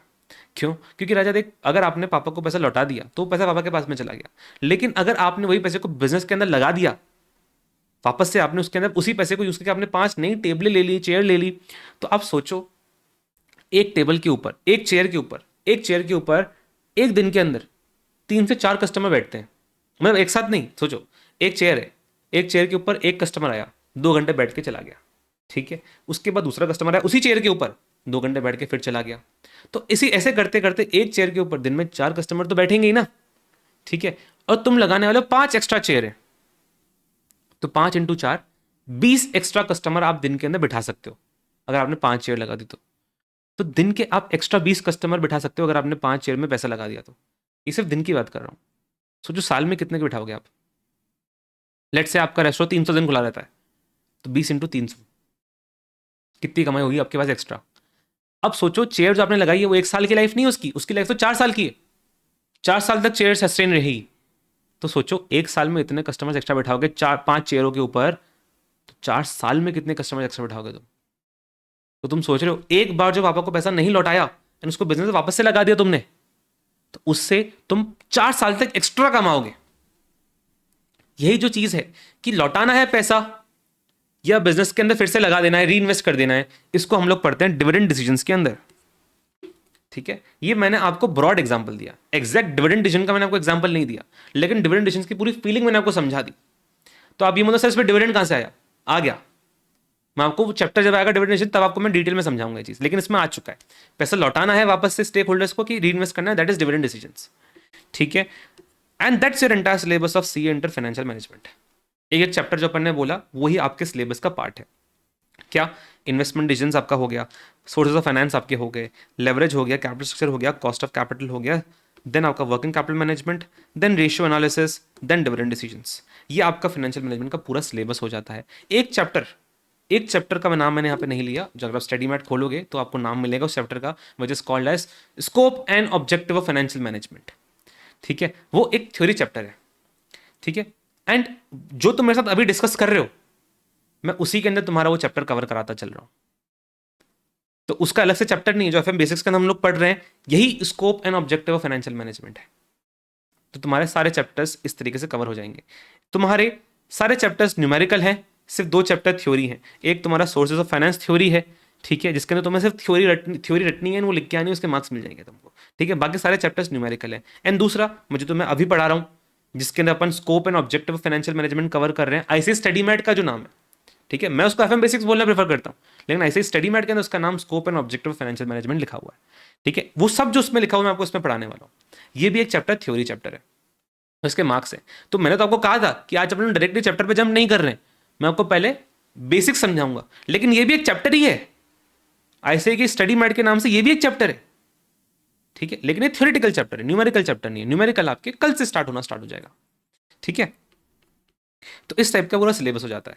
अब अगर आप समझ गए हो कि चैप्टर है सर फाइनेंशियल मैनेजमेंट होता क्या है, फाइनेंस क्या होता है, मैनेजमेंट क्या होता है। देखो राजा, फाइनेंस की कोई प्रॉपर डेफिनेशन नहीं है, ऐसा कोई ज्ञानी नहीं हुआ जो फाइनेंस को एक प्रॉपर डेफिनेशन दे पाया। सब लोग अलग अलग डेफिनेशन देके गए हैं, अलग अलग सेंस में फाइनेंस को समझते हैं। कोई फाइनेंस को पैसे से समझता है, कोई फाइनेंस को कैपिटल से समझता है, कोई फाइनेंस को इन्वेस्टमेंट से समझता है। हर एक चीज जो आपके दिमाग में आती है फाइनेंस सुन के, वो सब फाइनेंस है। तुम्हारी दिमाग में जो भी वर्ड जो भी चीजें आ रही है वो सब फाइनेंस है, उसमें से कुछ भी गलत नहीं है। ठीक है, ऐसे जो दिमाग में अगर तुम्हारा आ रहा हो ये भी फाइनेंस ही है, ये जो तुम कर रहे होगे ना ये भी फाइनेंस ही है। ठीक है सर, ये तो कोरियन का वो हो गया, बीटीएस का, नहीं नहीं नहीं, ऐसे ऐसे ऐसे नहीं, ऐसे ऐसे। ठीक है, ये तुम्हारा फाइनेंस का, ये तुम्हारा पैसा, मनी, कैपिटल इन्वेस्टमेंट, सब तुम्हारा फाइनेंस होता है। मैनेजमेंट तुमको पता ही है मैनेजमेंट क्या होता है, पढ़ा है तुमने 11th के अंदर, वही sir, art of planning, directing, controlling, staffing, वो सब तो तुमने पढ़ा होगा ना। हाँ, वही मैनेजमेंट होता है, वही सब मैनेजमेंट होता है। तो मतलब जब तुम वो सारी चीजें पैसे के लिए करने लग जाते हो, फाइनेंस के लिए करने लग जाते हो, कि planning, directing, staffing, controlling, leading वगैरह जो भी सब था, वो तुम्हारा फाइनेंशियल मैनेजमेंट बन जाता है। ठीक है, एंड ये जो चीज मैंने तुम्हें बताई है सिर्फ तुम्हारे खुराफाती दिमाग के लिए बताइए, तुम्हारे एग्जाम में नहीं आने वाला है कि डिफाइन फाइनेंशियल मैनेजमेंट, नहीं आएगा, नहीं आएगा। ठीक है, ठीक है, तुम्हें समझाने के लिए बस बताया मैंने ये चीज। ठीक है, समझ में आ गया आपको चीज। चलो बस इसके ऊपर डिस्कशन था, ये रेलिवेंट नहीं थी डेफिनेशन, बस इस समय खत्म कर दे अपन इसको। ठीक है, अब आपको समझना है मेरे साथ में एक बहुत इंपॉर्टेंट पॉइंट जो आपके थ्योरी के मार्क्स के अंदर आता है। हर अटेम्प्ट के अंदर आपका थ्योरी के अंदर, मतलब अल्टरनेटिव अटेम्प्ट्स के अंदर 2-3 अटेम्प्ट के अंदर एक बार इसके ऊपर क्वेश्चन आ ही जाता है, जो आपको बताने वाला हूँ। थ्योरी क्वेश्चन 4-5 मार्क्स का आता है। मैंने आपको जो भी चैप्टर्स बताए, मैंने आपको जितनी भी चीजें बताई कि चैप्टर में आप क्या क्या करते हो, तो आपने अगर डीपली, अगर आप एक सोचोगे, अगर आप डीपली चीज सोचोगे, तो आपको समझेगा कि एट द एंड आप most of the time financial management के अंदर डिसीजन ले रहे होते हो किसी ना किसी एक चीज का। आपने स्टार्टिंग में इन्वेस्टमेंट कहां करना है उसका डिसीजन लिया। ठीक है, उसके बाद में आपने सोचा कि पैसा कहां से रेस करना है उसका डिसीजन लिया आपने, जिसके लिए आपने कॉस्ट ऑफ कैपिटल निकाला, आपने सोर्सेज ऑफ फाइनेंस पढ़ा। लेकिन एट द एंड आप करते हो डिसीजन ले रहे हो ना, इन सबका काम क्या है? फाइनेंसिंग डिसीजन लेने में हेल्प करना कि पैसा आएगा कहां से, फाइनेंसिंग कहां से होगी। ठीक है, देन ये तो स्ट्रेटेजिक मैनेजमेंट वगैरह का पार्ट था। वर्किंग कैपिटल मैनेज के अंदर भी आप एक तरीके से डिसीजन ले रहे हो कि कितने दिन का लेके आऊं। ठीक है, रेशियो एनालिसिस के अंदर आप डिसीजन नहीं ले रहे हो। ठीक है, इसको छोड़ के, सिर्फ इसको छोड़ के बाकी सब चैप्टर्स के अंदर आप डिसीजन ले रहे हो कुछ ना कुछ। यहाँ पे आपने डिसीजन लिया, रेशियो एनालिसिस के अंदर हम डिसीजन क्यों नहीं ले रहे हैं? यहाँ पे हम इवैल्यूएशन कर रहे हैं, यहाँ पे हम सोच रहे हैं, हम यहाँ पे बस हम एनालिसिस कर रहे हैं कि अच्छा मेरा परफॉर्मेंस कैसा था। कोई डिसीजन नहीं हो रहा है, सिर्फ एनालिसिस हो रहा है। ठीक है, ये एनालिसिस जो आप यहां पे करोगे ये आपको आगे डिसीजन लेने में जरूर हेल्प करने वाला है, लेकिन वो डिसीजन रेशियो एनालिसिस के अंदर नहीं होगा। आप हो सकता है रेशियोस निकालने के बाद में आगे जो आपका दूसरे डिसीजन होंगे वो आपके इन्फ्लुएंस हो जाएंगे, लेकिन रेशियो एनालिसिस खुद से एक डिसीजन नहीं कर रहा है आपका, वो सिर्फ एनालिसिस करके दे रहा है कि अच्छा परफॉर्मेंस अच्छा है कि खराब है, बस वो चीज है। ठीक है, it's like your report card. Report card आपके पास आई, रिपोर्ट कार्ड के अंदर डिसीजन थोड़ी लिखा हुआ है कि अब आगे कैसे सुधारना है अपने को, रिपोर्ट कार्ड में बस मार्क्स लिखे हुए हैं। अब सुधारने का डिसीजन तो तुम लोग लोगे उस रिपोर्ट कार्ड के बेसिस के ऊपर, वो तुम आगे करोगे। ठीक है, तो रेशियो एनालिसिस वो नहीं है, इससे रिपोर्ट कार्ड एक तरीके से समझ लो। ठीक है, तो बाकी तुम्हारा पूरा सिलेबस जो इसके अंदर डिसीजन डिसीजन डिसीजन ही है। Financial management at the very heart is a decision making subject, आपको डिसीजन लेना सिखाता है। ठीक है, एंड ऑब्वियसली अगर तुम इस कोर्स को लेने का, बाय करने का सोच रहे हो, देन ऑब्वियसली तुम डिसीजन लेने में बहुत अच्छे हो, तो तुम फाइनेंशियल मैनेजमेंट बहुत अच्छे सीख लोगे। ठीक है, इस बात का मुझे पूरा कॉन्फिडेंस है तुम पे। ठीक है, चलो अब जो तुम्हारे फाइनेंशियल मैनेजमेंट के जो डिसीजंस हैं, जो मैंने आपको बताया जितने भी डिसीजंस, उनको अपन एक अलग पर्सपेक्टिव से देखेंगे। अभी हमने क्या किया, अभी हमने बिजनेस की पॉइंट ऑफ व्यू से देखा कि बिजनेस स्टार्ट करने के टाइम पे कौन कौन से चैप्टर्स होते हैं। अब ऐसे ही क्या करता है, इनको एक अलग अलग नजरिए से पूछता है तुमसे। जैसे तुमसे पूछेगा कि मुझे बताओ फाइनेंशियल मैनेजमेंट के अंदर किस किस टाइप के डिसीजंस होते हैं, तो यहां पे आपका आंसर होता है कि सर 2 टाइप के डिसीजंस होते हैं। सबसे पहला उसके अंदर होते हैं लॉन्ग टर्म डिसीजंस, एंड दूसरा उसके अंदर होते हैं शॉर्ट टर्म डिसीजंस। ठीक है, लॉन्ग टर्म डिसीजंस के अंदर आपके 3 डिसीजन आ जाते हैं सर। सबसे पहला सर इन्वेस्टमेंट डिसीजंस आ जाते हैं। ठीक है, जो हमारे डायरेक्ट चैप्टर का नाम भी है। ठीक है, कि पहला इन्वेस्टमेंट डिसीजंस आ जाते हैं। दूसरा लॉन्ग टर्म डिसीजन क्या है कि आपके फाइनेंसिंग डिसीजंस आ जाते हैं। ठीक है, तीसरा आपका डिसीजंस लॉन्ग टर्म आपका डिविडेंड डिसीजंस आ जाते हैं। तो फाइनेंशियल मैनेजमेंट बोलता है कि मेरे अंदर लॉन्ग टर्म डिसीजंस आप पढ़ने वाले हो। कौन कौन से लॉन्ग टर्म डिसीजंस? ये 3 long term, investment, financing and dividend decisions. ये डिसीजंस के टाइप है। ठीक है, अब इन डिसीजंस को कवर करने के लिए आपके चैप्टर्स अलग अलग हो जाते हैं। जैसे इन्वेस्टमेंट डिसीजन एक डायरेक्ट चैप्टर का नाम है, इन्वेस्टमेंट डिसीजन खुद ही एक चैप्टर का नाम है। फाइनेंसिंग डिसीजंस के अंदर आपके 3 ये 4 चैप्टर्स आ जाते हैं। सोर्सेज ऑफ फाइनेंस आ जाता है आपका, लेवरेज आ जाता है, कैपिटल स्ट्रक्चर आ जाता है, कॉस्ट ऑफ कैपिटल आ जाता है। ये चारों फाइनेंसिंग डिसीजंस का पार्ट है, फाइनेंसिंग डिसीजंस लेने में हेल्प करते हैं। ठीक है, देन डिविडेंड डिसीजंस भी एक डायरेक्ट चैप्टर का नाम है। ठीक है, समझ गया आपको। Long term decisions financial management ये ऐसे होते हैं। देन शॉर्ट टर्म डिसीजंस कौन से होते हैं? अगेन स्टॉक कितने दिन का लेके आना, वो शॉर्ट टर्म था, तो वो वर्किंग कैपिटल मैनेजमेंट आपका शॉर्ट टर्म डिसीजंस के अंदर आ जाता है, जो भी एक डायरेक्ट चैप्टर का नाम है। तो ये पहला बेसिस हो गया। ऐसे ही इस टाइप से पूछता है कि आपके फाइनेंशियल मैनेजमेंट में कौन कौन से डिसीजंस होते हैं बताओ। तो आप इस टाइप से बताओगे। ठीक है वही चीजें जो मैंने पढ़ी, बस अभी अपन ने उसको डिसीजंस के टाइप पे डिवाइड कर दिया, बस और कुछ नहीं। अब एक दूसरा नजरिया होता है, दूसरे पर्सपेक्टिव से पूछता है आपको ऐसे ही कि अच्छा मुझे बताओ फाइनेंशियल मैनेजमेंट के अंदर कौन सी 2 एक्टिविटीज आप करते हो हमेशा। तो फाइनेंशियल मैनेजमेंट को अगर अपने को सम अप करना हो तो मैं ये भी बोल सकता हूं कि financial management is all about 2 activities. 2 activities, पहली एक्टिविटीज क्या है कि पैसा लेके कहां से आना है, पैसा लेके कहां से आना है, एंड पैसा लगाना कहां पे है, पैसा खर्च कहां पे करना है। फाइनेंशियल मैनेजमेंट उसके बारे में बात करता है, 2 चीजों के बारे में बात करता है। तो पैसा लाना कहां से है, लगाना कहां पे है। लाने का मतलब प्रोक्योरमेंट ऑफ फंड्स, कहां से पैसा प्रोक्योर करूं। लगाना कहां पे, utilisation of funds, effective utilisation of funds. तो पैसा प्रोक्योर कहां से करना है, इफेक्टिव यूटिलाइजेशन ऑफ फंड्स कैसे करना है, ये 2 चीजों के बारे में बात करता है।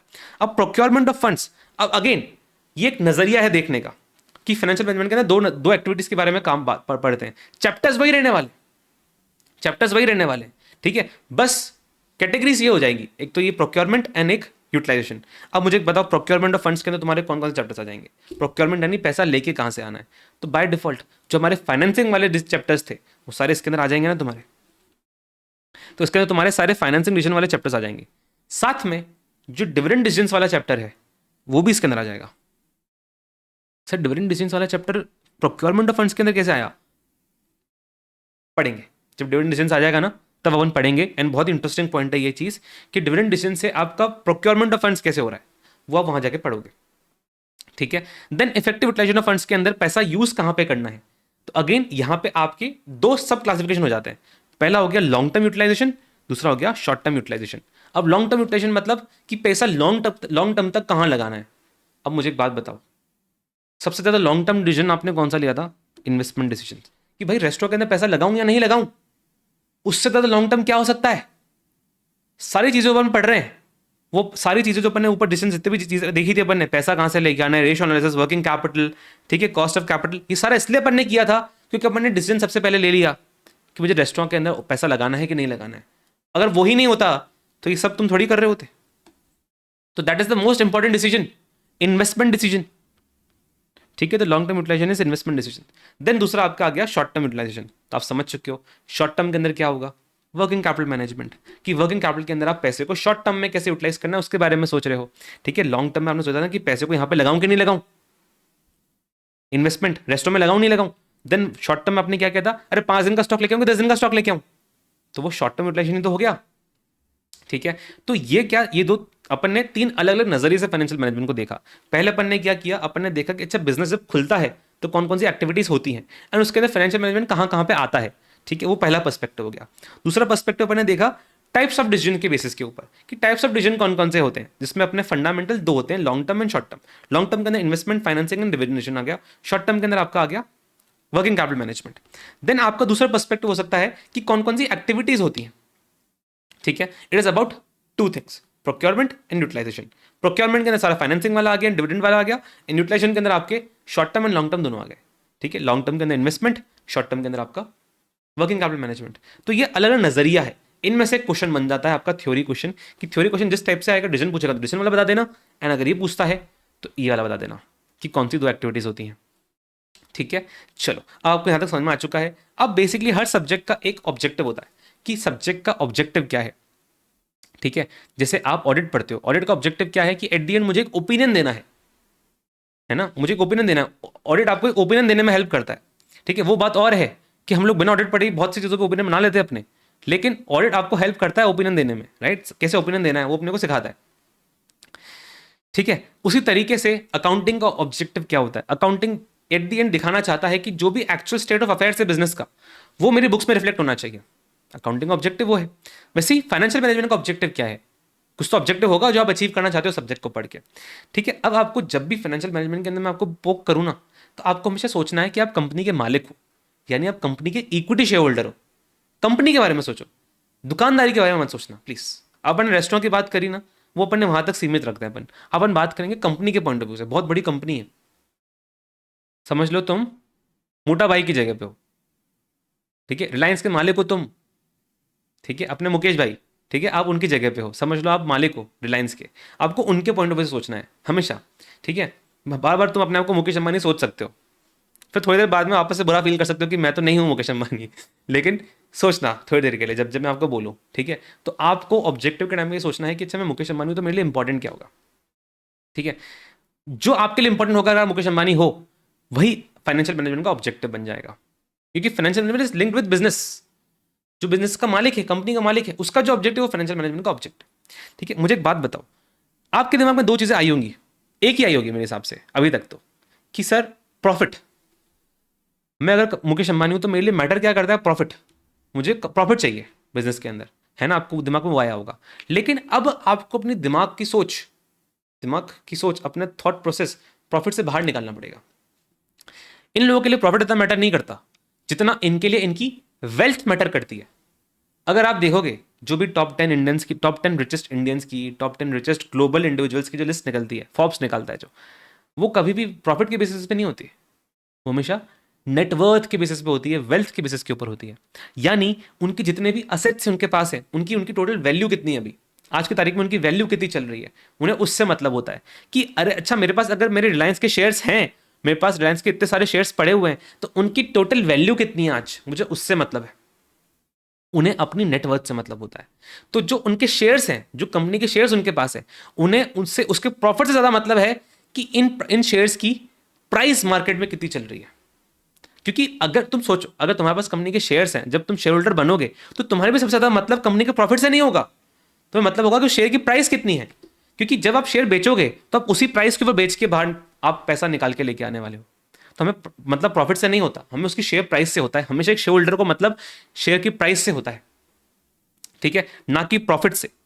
ठीक है, बताए क्यों। एंड जो शेयर की प्राइस है ना, एक बहुत इंपॉर्टेंट इंडिकेटर है देन प्रॉफिट्स। क्योंकि प्रॉफिट क्या है, बहुत शॉर्ट टर्म इंडिकेटर होता है। प्रॉफिट आपको बताता है कि अच्छा इस साल कंपनी ने कितना कमाया, बहुत शॉर्ट टर्म चीज है जो, लेकिन आपकी जो शेयर की प्राइस होती है ना, वो बहुत कुछ दिखाती है। वो सिर्फ इस बार का प्रॉफिट नहीं दिखाती, वो ये भी दिखाती है कि कंपनी फ्यूचर में कितना ग्रो कर सकती है।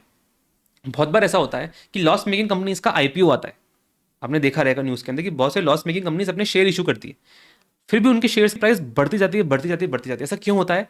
क्योंकि मार्केट को सिर्फ इस चीज से फर्क नहीं पड़ता कि आप अभी कितना कमाते हो, आपके प्रॉफिट्स कितने हैं अभी। मार्केट को इसी से फर्क पड़ता है, शेयर होल्डर्स को, कि आप फ्यूचर के अंदर कितना कमा सकते हो, आपका फ्यूचर पोटेंशियल कितना है। आप सोचो, जब जोमेटो और जियो स्टार्ट करे थे तो वो फ्री के डिस्काउंट बांटते थे, जियो ने फ्री में सिम बांटी है यार, फ्री का इंटरनेट बांटा है। जोमेटो ने कितने डिस्काउंट दिए हैं, अभी निकाल के दिखा दो उन लोगों से, तुम डिस्काउंट मान जाऊं मैं तुमको। पता नहीं क्या क्या ऑफर निकालते थे, टेस्टी, फर्स्ट टाइम बाइट, पता नहीं क्या क्या निकालते थे वो, 120 अप टू 120 ऑफ, 160 ऑफ। मतलब तुमने कंप्लेन कर दी कि सर ये तो बर्गर खुला हुआ है, डिस्काउंट पूरा रिफंड दे देंगे आपको, अभी निकलवा के दिखाओ, तुम उनसे रिफंड में मान जाऊं तुमको। सब फ्री में बांटा है, ताकि, क्यों किया उन्होंने ऐसा? ताकि कस्टमर को आदत लगाए। क्यों? हाँ, शॉर्ट टर्म में प्रॉफिट्स भले से नहीं होंगे, लेकिन हमारा लॉन्ग टर्म पोटेंशियल बहुत स्ट्रांग हो जाएगा, हम लॉन्ग टर्म में बहुत कमाएंगे। तो उससे होता क्या, क्योंकि कंपनी का एक लॉन्ग टर्म पोटेंशियल दिख रहा होता है, तो उससे क्या होता है कि लोगों को कंपनी के शेयर की तरफ नजर जाती है। कंपनी के शेयर की तरफ जब नजर जाती है तो शेयर के प्राइस बढ़ने लगता है, शेयर्स की। तो फिर आप अगर शेयर होल्डर हो कंपनी के, तो आपकी वेल्थ बढ़ने लगेगी धीरे धीरे। तो क्योंकि जब आपके शेयर की वेल्थ होती है, बहुत होलिस्टिक इंडिकेटर होता है, वो कंपनी के अभी के प्रॉफिट्स प्लस फ्यूचर पोटेंशियल सब कुछ साथ में लेके बताता है, इसलिए सबको मतलब होता है उनके शेयर प्राइस से।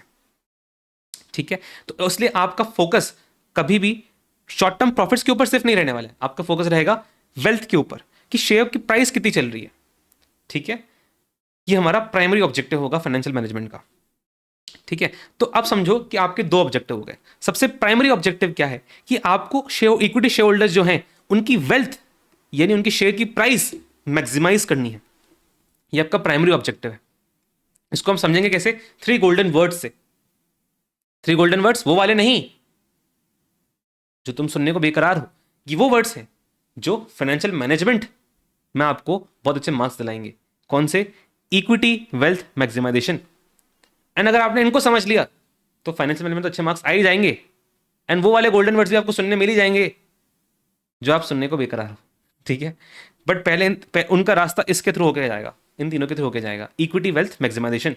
ठीक है, सेकेंडरी ऑब्जेक्टिव, ये प्राइमरी था, सबसे इंपॉर्टेंट था। सेकेंडरी ऑब्जेक्टिव आपका हो जाता है प्रॉफिट मैक्सिमाइजेशन। कि हाँ, ऐसा नहीं कि प्रॉफिट इंपॉर्टेंट नहीं है, प्रॉफिट इंपॉर्टेंट है, लेकिन उससे ज्यादा इंपॉर्टेंट है इक्विटी शेयर्स की वेल्थ। ठीक है, सेकेंडरी चीज है प्रॉफिट मैक्सिमाइजेशन। मतलब मैं कहना क्या चाह रहा हूं कहना मैं ये चाह रहा हूं कि पहली इज्जत आपको मिलेगी वेल्थ को, शेयर की प्राइस को, दूसरी इज्जत मिलेगी प्रॉफिट्स को। जैसे जैसे मैं आपको सिंपल चीज बताता हूँ, अगर आप ये लेक्चर्स पर देख रहे हो, डेमो लेक्चर देख रहे हो, आप जब लेक्चर्स परचेस करने के बारे में सोचोगे कि सर मुझे किसके लेक्चर परचेस करने हैं एग्जाम ओरिएंटेड, तो आपके लिए प्राइमरी ऑब्जेक्टिव क्या है? Concept clarity. कॉन्सेप्ट क्लैरिटी सबसे प्राइमरी ऑब्जेक्टिव है सर, कॉन्सेप्ट क्लैरिटी दे दो मुझे टॉप नॉच, मुझे क्वेश्चन की प्रैक्टिस करा दो सर, मेरी प्राइमरी ऑब्जेक्टिव है। सेकेंडरी ऑब्जेक्टिव है कि सर प्राइस प्राइस थोड़ी सी कम कर दो सर, सेकेंडरी ऑब्जेक्टिव। ठीक है, सेकेंडरी ऑब्जेक्टिव कि सर घंटे, सर थोड़े से घंटे कम कर दो सर। ठीक है, वो सेकेंडरी ऑब्जेक्टिव है। प्राइमरी क्या है? Top notch conceptual clarity. तो मुझे पता है अगर प्राइमरी हमें मिल रहा है तो अपन सेकेंडरी पे ध्यान नहीं देते। ठीक है, अगर आपको टॉप नॉच कॉन्सेप्चुअल क्लैरिटी मिल रही है तो आप सेकेंडरी चीज पे ध्यान नहीं दोगे कि थोड़ी सर प्राइस ज़्यादा है कि सर चलता है सर, थोड़े से घंटे ज़्यादा है सर, कॉम्पिटिशन 10-15 घंटे ज़्यादा कर सर, चलता है sir, top notch concept clarity तो मिल रही है ना सर, बस वही। ऐसा थोड़ी तुम करोगे, तो समझदार तो तुम हो ना कि सर सेकेंडरी के चक्कर में प्राइमरी को कॉम्प्रोमाइज कर दो, ऐसा करोगे क्या तुम? कि सर थोड़ी सी प्राइस ज़्यादा है सर, थोड़े से घंटे ज़्यादा है, उस चक्कर में क्या करता हूँ मैं प्राइमरी कॉन्सेप्ट क्लैरिटी से कॉम्प्रोमाइज कर देता हूँ। ऐसा तो तुम नहीं करने वाले, तो समझदार तो तुम हुई। बस वही चीज़ यहाँ पे होती है। एग्जाम्पल दो क्विकली। सपोज करो अपन प्रॉफिट्स को एक नंबर देते हैं एन, में यहाँ पे शेयर प्राइस लिखता हूं। आपका एक डिसीजन नंबर 1 है, ये डिसीजन नंबर 2 है। एक जो डिसीजन आपका नंबर 1 है उसके अंदर आपके प्रॉफिट्स, लेट्स से मैं अभी प्रॉफिट्स और शेयर प्राइस बोल रहा हूं, यहां पे कुछ और आएगा अगले चैप्टर्स के अंदर, इन नाम की जगह पे कुछ और आएगा, लेकिन अभी आप इस तरीके से समझो। लेट्स से डिसीजन 1 के अंदर प्रॉफिट्स आपके आते हैं 50 रुपए के। 50 समझो 50 क्या है मैं आपको आगे बताऊंगा अगले चैप्टर्स के अंदर, लेकिन अगले 50 समझो, 50 का है। एंड इसके अंदर शेयर प्राइस आपकी हो जाती है लेट्स से 100 की। ठीक है, और डिसीजन नंबर 2 जो है उसके अंदर आपका प्रॉफिट्स बढ़ जाता है, लेट्स से वो हो जाता है आपका 70 का, बट शेयर प्राइस कम होकर हो जाती है कितनी की? 80 की।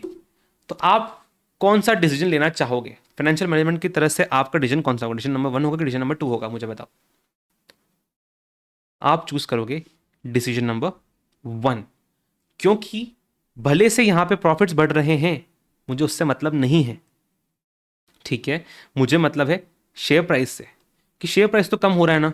मेरा प्राइमरी ऑब्जेक्टिव क्या है? मुझे पहले क्या देखना है कि शेयर प्राइस ज़्यादा कहाँ पे है, वो यहाँ पे ज़्यादा है, तो मैं इसको चूज करूंगा डिसीजन नंबर 1 को, भले से प्रॉफिट से कॉम्प्रोमाइज करना पड़ जाए। वही चीज़ जो मैंने आपको बोली थी कि अगर आप मुझे किसी और टीचर से कंपेयर कर रहे हो तो आप सबसे आपका प्रायोरिटी क्या होगा? पहले कहाँ देखोगे कि sir concept clarity top notch कहाँ पे है, जो टीचर टॉप नॉच देगा मैं उसके पास जाऊंगा। भले से आपकी प्राइस सर थोड़ी सी ज़्यादा है, भले से सर आपकी घंटे थोड़े से ज़्यादा हैं, लेकिन मैं आऊँगा आपके पास, भले से वहाँ पे कॉम्प्रोमाइज चलेगा, वही चीज़ है। ऑन दी अदर हैंड अगर मैं बोलूँ लेट्स से कि यहाँ पे प्रॉफिट्स 70 हो गए एंड शेयर प्राइस भी 120 हो गया, अब कौन सा डिसीजन लोगे तुम? अब ऑब्वियसली आप यही चूज करोगे, डिसीजन नंबर 2 चूज करोगे। क्यों? क्योंकि यहां पे आपकी शेयर प्राइस भी बढ़ रही है एंड प्रॉफिट्स भी बढ़ रहे हैं।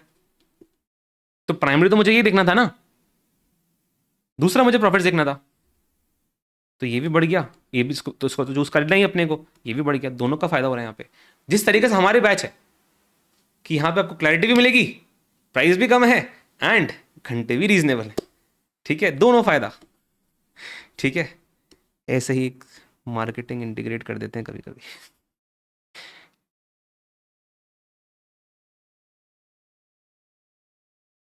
देखो मैं तुम्हें बिजनेस सिखा रहा हूँ, तुम मुझसे मार्केटिंग तो सीखोगे ही ना तो वो भी तो सिखानी पड़ेगी मुझे। चलो ठीक है, चलो आगे बढ़ते हैं। तो आपका ऑब्जेक्टिव ये हो गया, आपको मैंने ब्रॉडली समझा दिया कि आप कैसे चूज करते हो शेयर प्राइस के बीच में, प्रॉफिट्स के बीच में। ठीक है, तो प्राइमरी आपका ये, सेकेंडरी है। आपके दिमाग में जहन में रहना चाहिए इक्विटी वेल्थ मैक्सिमाइजेशन। ठीक है, ये चीज़ बहुत ज़्यादा इंपॉर्टेंट है। ऐसे नहीं टाइम पास के लिए तुम्हें एग्जाम्पल नहीं दिया मैंने, टाइम पास के लिए मैंने खुद के एग्जाम्पल नहीं दे दिया तुमको, बहुत इंपॉर्टेंट चीज़ सिखाई है। आगे पूरे समझेगा चैप्टर के अंदर, सब्जेक्ट के अंदर कि क्यों इतना इंपॉर्टेंट है।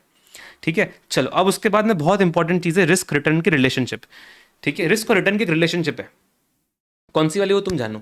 ठीक है, मैं बताऊंगा इनके बीच में क्या है, क्या इनका रिश्ता क्या कहलाता है। देखो सबसे एक सिंपल सा एग्जांपल समझो। सपोज करो आपके स्कूल के अंदर एक मित्र था, ठीक है, जो उस स्कूल के अंदर अगर उसे कोई बालिका कभी हैप्पी बर्थडे हाथ मिला के विश कर दे तो उसको समझ ही नहीं आता था मुझे हाथ मिलाना है या मुझे हाथ जेब में ही रखे रखना है। वो बेचारा घबरा जाता था। ठीक है, वो घबरा जाता था, वो किसी बालिका से हाथ ही नहीं मिला पाता था, बात ही नहीं कर पाता था। कभी अगर जाते समय, चलते समय लड़की बालिका कोई उसकी तरफ आ जाए तो वो यूटर्न मार लेता था। ऐसा कोई ना कोई दोस्त होता है हम सबके ग्रुप में यार। मुझे शर्म आती है यार, उनको शर्म आती है यार। ठीक है, मैं बात नहीं कर सकता ऐसे, ठीक है, जिसको शर्म आती होगी, ठीक है। अब मुझे एक बात बताओ, बड़ा होके, ठीक है, अगर वही मित्र तुम्हारे पास आके बोले कि दोस्त दोस्त मुझे पैसा दे दे, मुझे थोड़ा लोन दे दे, मुझे लेडीज सलून खोलना है, तो तुम उसको दोगे क्या पैसा? तुमको क्या लगेगा कि इसको अगर 500 रुपये लेने होंगे, सामने इसको बोला गया कस्टमर ने कि नहीं भाई 100 रुपये, भैया भैया 100 रुपये कर दो ना, तो हाँ बोल देगा सीधे सीधे। ये तो डुबा देगा सैलून को, ये तो खुद भी दिवालिया होगा, मेरा भी पैसा खा जाएगा, आप थोड़ी दोगे इसको पैसा। ठीक है, सपोज करो आपको बोले कि दोस्त चिंता मत कर, मैं तुझे तुझे तो अगर तू बैंक में पैसा रखवाएगा ना तो तुझे बैंक 7% का इंटरेस्ट देगा, मैं भी तुझे 7% का इंटरेस्ट दे दूंगा। फिर आप इसको दोगे क्या, मुझे बताओ, दोगे क्या आप? 7% बोलने पर दोगे क्या आप इसको? मुझे एक बात बताओ, तुम खुद सोचो, बैंक में रखा 7%, तो बैंक लौटा देगा, गारंटी है, सूद समेत 7% इंटरेस्ट साथ में लौटा देगा। इसको दिया, इंटरेस्ट का तो पता नहीं, पैसा जरूर डुबा देगा, है ना? तो इसको दोगे कि तुम 7% इंटरेस्ट के ऊपर? नहीं दोगे। सपोज करो इसने बोला यार दोस्त मैं तुझे 10% दे दूंगा, तो मान मेरी बात, मैं अब बदल चुका हूं, मैं अब बहुत कॉन्फिडेंट आदमी बन चुका हूं, अब मैं नहीं घबराता, समझ, 10% इंटरेस्ट देता हूं, दे दे मुझे। अभी भी दोगे क्या आप 10% के ऊपर? मन मान रहा है क्या? थोड़ा थोड़ा मान रहा होगा कि हाँ, सोच में पड़े होगे कि देख दे सकता हूँ क्या, सोचूंगा, चल सोचूंगा, बताता हूँ तेरे को, बताता हूँ, चल बताता हूँ, लेकिन श्योर नहीं है।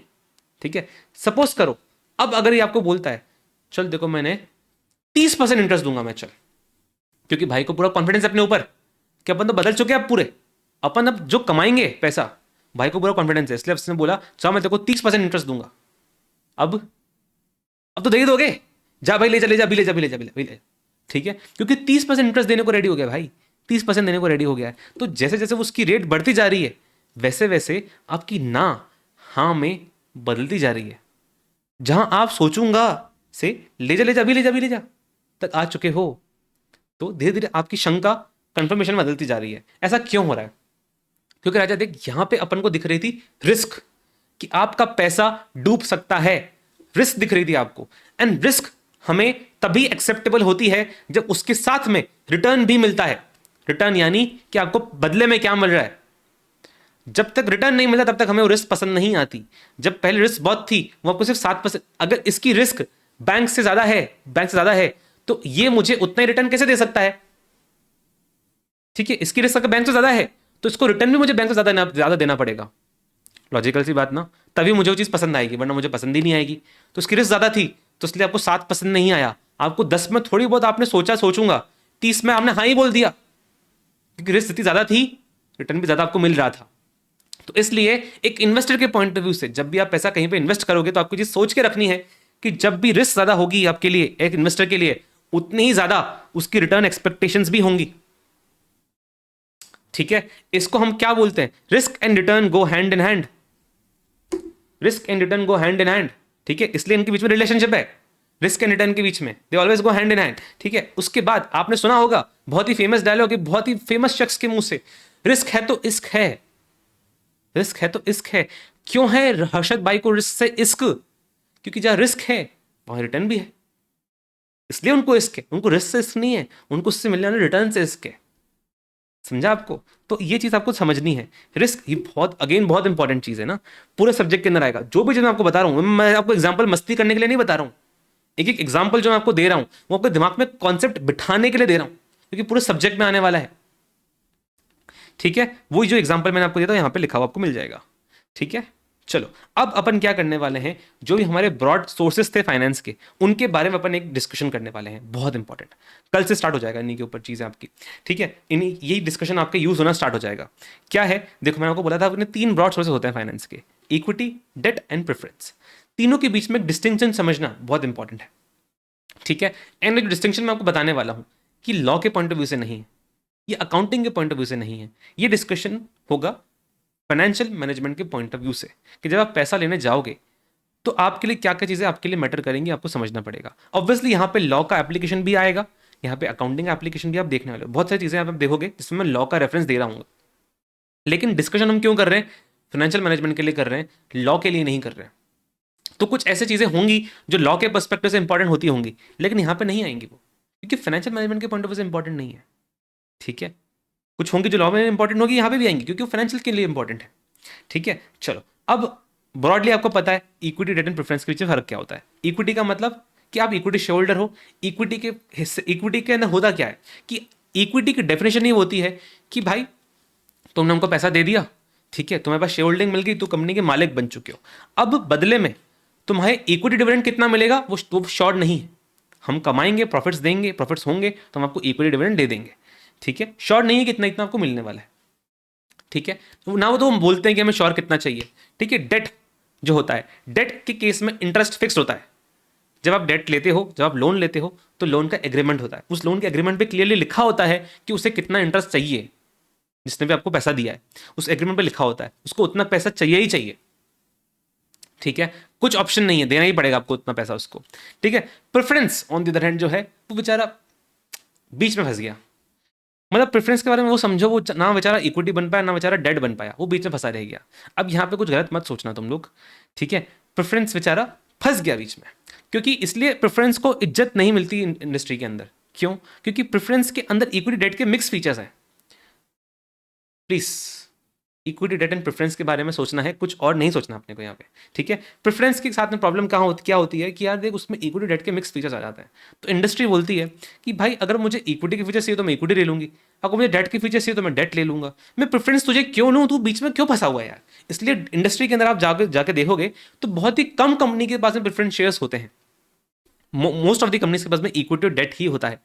ठीक है, तो प्रेफरेंस के अंदर मिक्स फीचर्स होते हैं। मिक्स फीचर्स क्या है कि थोड़ा बहुत इक्विटी जैसा है, थोड़ा बहुत वो डेट जैसा है। वो अपन आपको आगे चलते आपको समझ में आ जाएगा। इसलिए प्रेफरेंस को अपन शेयर होल्डर भी बोलते हैं एक तरीके से, लेकिन उसको डेट की तरह एक डिफाइंड रिटर्न भी मिलता है। जैसे डेट का लिखा होता है कि अच्छा मुझे 6% इंटरेस्ट चाहिए, वैसे प्रेफरेंस के ऊपर भी लिखा होता है कि अच्छा मुझे 8% डिविडेंड चाहिए।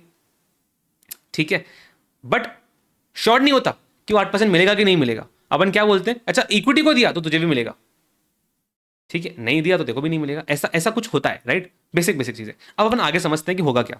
ठीक है, जब आप लॉ पढ़ोगे तो आपको लॉ में समझ में आएगा कि इक्विटी डेट एंड प्रेफरेंस के केस में एक प्रायोरिटी इन लिक्विडेशन होती है कि जब कंपनी बंद होती है, खत्म होती है, तो कंपनी के एसेट्स बिकते हैं। इन एसेट्स बिकने के बाद में इन सबको इनका पैसा लौटाया जाता है। उसमें सबसे पहला नंबर जिसका आता है, सबसे पहला नंबर कि सर कंपनी के एसेट्स बिक चुके हैं, सबसे पहले पैसा लेने कौन आएगा? डेट वाले लेने आएंगे। इनका प्रायोरिटी इन लिक्विडेशन नंबर 1 होता है कि सबसे पहले मुझे मेरा पैसा लौटाओ। ठीक है, इसको लौटाने के बाद में सबसे लास्ट नंबर जिसका होगा, सबसे लास्ट नंबर वो इक्विटी का होगा। कि इक्विटी वाले अपने पापा के जैसे होते हैं एकदम, उन्हें उन्हें आपके सुख दुख से मतलब है। बोलेंगे बेटा तू पहले दूसरों का निपटा ले, मेरे को बाद में लौटाना। ठीक है, मुझे नहीं चाहिए, तू मुझे लास्ट में लौटाना, जितना बचेगा उतना मुझे दे देना। ठीक है, वैसे इक्विटी वाला होता है, वो बोलता है तेरे को कंपनी तुम पहले सबका लौटाओ, उसके बाद में जो बचेगा वो मुझे दे देना। तो इनका प्रायोरिटी लिक्विडेशन लास्ट होता है, 3rd नंबर पे। ऑब्वियसली बीच में आता है प्रेफरेंस शेयर्स, कि डेट के बाद इक्विटी से पहले, पहले डेट को लौटा दे उसके बाद मेरा नंबर आएगा, लेकिन इक्विटी से पहले मुझे लौटाना। ठीक है, अगेन बीच में फंसा हुआ है ना, प्रेफरेंस का यही चलेगा, ये बीच में फंसा हुआ रहेगा हर चीज में। ठीक है, अब मुझे एक बात बताओ, जो प्रायोरिटी इन लिक्विडेशन है वही सेम चीज प्रायोरिटी इन इंटरेस्ट पेमेंट्स भी होगी। ठीक है, लिक्विडेशन का मतलब क्या है कि कंपनी बंद हो रही है, इनका पैसा लौटा जा रहे हैं अपन इनको, अब इनका प्रिंसिपल लौटा रहे हैं अपन इनको, देन ईयरली अपने को इंटरेस्ट डिविडेंड तो देना ही होता है। ठीक है, वो तो दे ही रहे हैं, उसका प्रायोरिटी भी सेम रहेगा कि सबसे पहले जो पैसा आपको देना होगा वो आपको डेट को देना पड़ेगा। कि डेट ने जितना पैसा मांगा था कि मुझे 6% चाहिए, वो 6% आपको डेट को देना ही पड़ेगा, सबसे पहले देना पड़ेगा आपको। वो बोलेगा भाई मुझे मतलब नहीं है तू कमा भी रहा है कि नहीं कमा रहा है, मुझे मेरा 6% चाहिए ही चाहिए। ठीक है, सेकंड नंबर पे आप देते हो पैसा किसको? प्रेफरेंस वालों को। लास्ट में आप पैसा देते हो किसको? इक्विटी वाले को, एनुअल। ठीक है, तो पहले डेट का इंटरेस्ट जाएगा, देन प्रेफरेंस का डिविडेंड जाएगा, देन लास्ट में इक्विटी का डिविडेंड जाता है। पता है आपको ये चीज? ठीक है, अब मुझे एक बात बताओ, अगर आप एक इन्वेस्टर हो, आपको क्या सोचना है? आपको सोचना है कि आप ये रेस्पेक्टिव इन्वेस्टर की जगह पे हो, इनकी जगह पे हो। अब मुझे सोच के बताओ कि अगर आप इन इन्वेस्टर की जगह पे हो, एक equity investor, debt investor, preference investor, अगर आपके पास तीनों के शेयर्स हैं, तीनों में पैसा लगा रखा आपने, तो आपको सबसे ज्यादा आपके पैसे की रिस्क, डूबने की रिस्क कहां पे दिखाई देगी आपको? किस में दिखाई देगी आपको सबसे ज्यादा? इक्विटी। इक्विटी क्यों? क्योंकि भाई कुछ पता ही नहीं है, डिविडेंड मिलेगा नहीं मिलेगा, लास्ट में नंबर खड़ा है, लास्ट में नंबर है मेरा, जब कंपनी बंद होगी तो लास्ट में नंबर है मेरा, कि कुछ बचेगा तो मुझे मिलेगा, नहीं बचेगा तो नहीं मिलेगा। अरे तुमसे पहले इतने सारे लोगों का नंबर है, तो तुम्हारा नंबर आएगा भी कि नहीं तुम्हें पता ही नहीं ना, तो तुम्हें रिस्क बहुत ज़्यादा महसूस होगी। तुम सपोज करो भंडारे में जा रहे हो, तुम्हें दिख रहा है सामने थोड़ा थोड़ा सा ही खाना पड़ा हुआ है और लाइन इतनी लंबी लगी पड़ी है, तुम लास्ट में हो, तुम बोलोगे भाई मेरे तक पहुँचते पहुँचते खाना बचेगा नहीं बचेगा मुझे पता ही नहीं, मैं डोमिनोज ऑर्डर कर लेता हूँ, तुम्हें तो रुक जा। ठीक है, तो आपका रिस्क हाईएस्ट होगा, सबसे पहले वाला सबसे खुश होगा कि मेरे को तो जितना चाहिए मैं उतना लेके जाऊंगा। ठीक है, वहीं on the other hand debt के केस में लोएस्ट होगा, उसका नंबर पहला है, उसको मिलना ही है, कंपनी कमाए चाहे नहीं कमाए उसको 6% मिलना ही है। एंड डेट के केस, प्रेफरेंस के केस में मॉडरेट होगा कि डेट से ज्यादा यानी इक्विटी से कम रिस्क है। ठीक है, लॉजिकल सी बात। अब मुझे एक बात बताओ, ठीक है, आप ये चीज समझ गए कि रिस्क विद इन्वेस्टर कितनी होगी एज अ इन्वेस्टर। ठीक है, अभी मैंने थोड़ी देर पहले आपको बताया, जहां पे रिस्क ज्यादा होगी वहां पे आपकी रिटर्न एक्सपेक्टेशन भी ज्यादा होगी। अब मुझे एक बात बताओ, अगर मैं आपसे इन तीनों इन्वेस्टमेंट के अंदर आपसे रिटर्न एक्सपेक्टेशन पूछूं कि किसमें आपकी रिटर्न हाईएस्ट होगी किसमें आपकी लोएस्ट होगी, तो आप क्या बोलोगे? इक्विटी के केस में आपकी रिटर्न एक्सपेक्टेशन हाईएस्ट होगी, हाईएस्ट होगी क्योंकि आप रिस्क भी तो वहां पे हाईएस्ट उठा रहे थे। एंड डेट के केस में आपकी रिटर्न एक्सपेक्टेशन लोएस्ट होगी क्योंकि रिस्क भी लोएस्ट थी। एंड प्रेफरेंस के केस में आपकी रिस्क मॉडरेट होगी क्योंकि रिस्क भी मॉडरेट थी। अब साथ में आपको एक और चीज समझनी पड़ेगी। ठीक है, रिटर्न एक्सपेक्टेशन के साथ में एक डिफाइंड अनडिफाइंड का भी चीज लिखा हुआ है। उसका मतलब क्या है? अगर डेट के केस के अंदर उसकी रिटर्न एक्सपेक्टेशन होती है वो डिफाइंड होती है, वो बता देता है कि मुझे क्या रिटर्न में चाहिए। एग्रीमेंट पे लिखा होता है कि 6% इंटरेस्ट चाहिए, 6% इंटरेस्ट मांगता है, तो उसकी रिटर्न एक्सपेक्टेशन डिफाइंड है, उससे ज्यादा उसको नहीं देना, उससे कम उसको नहीं देना। ठीक है, प्रेफरेंस के केस के अंदर भी डिफाइंड होता है कि अच्छा मुझे 8% का प्रेफरेंस डिविडेंड चाहिए, इससे ज्यादा मुझे मत देना, इससे कम मुझे मत देना, मुझे प्रेफरेंस डिविडेंड 8% का चाहिए, डिफाइंड है। लेकिन इक्विटी क्योंकि अपने पापा के जैसे होते हैं तो उनकी एक्सपेक्टेशन डिफाइंड ही नहीं होती। मुझे एक बात बताओ, दुनिया में किसके पापा की एक्सपेक्टेशन डिफाइंड है? किसी की नहीं। वो हमसे दुनिया के सारे सक्सेस वो चाहते हैं, उनकी इच्छा है कि उनका लड़का उनकी बेटी दुनिया के सबसे सक्सेसफुल इंसान बने। ठीक है, लेकिन कितनी ये उन्हें नहीं पता। पूछो तो सही एक बार कि पापा क्या चाहते हो, नहीं बता पाएंगे।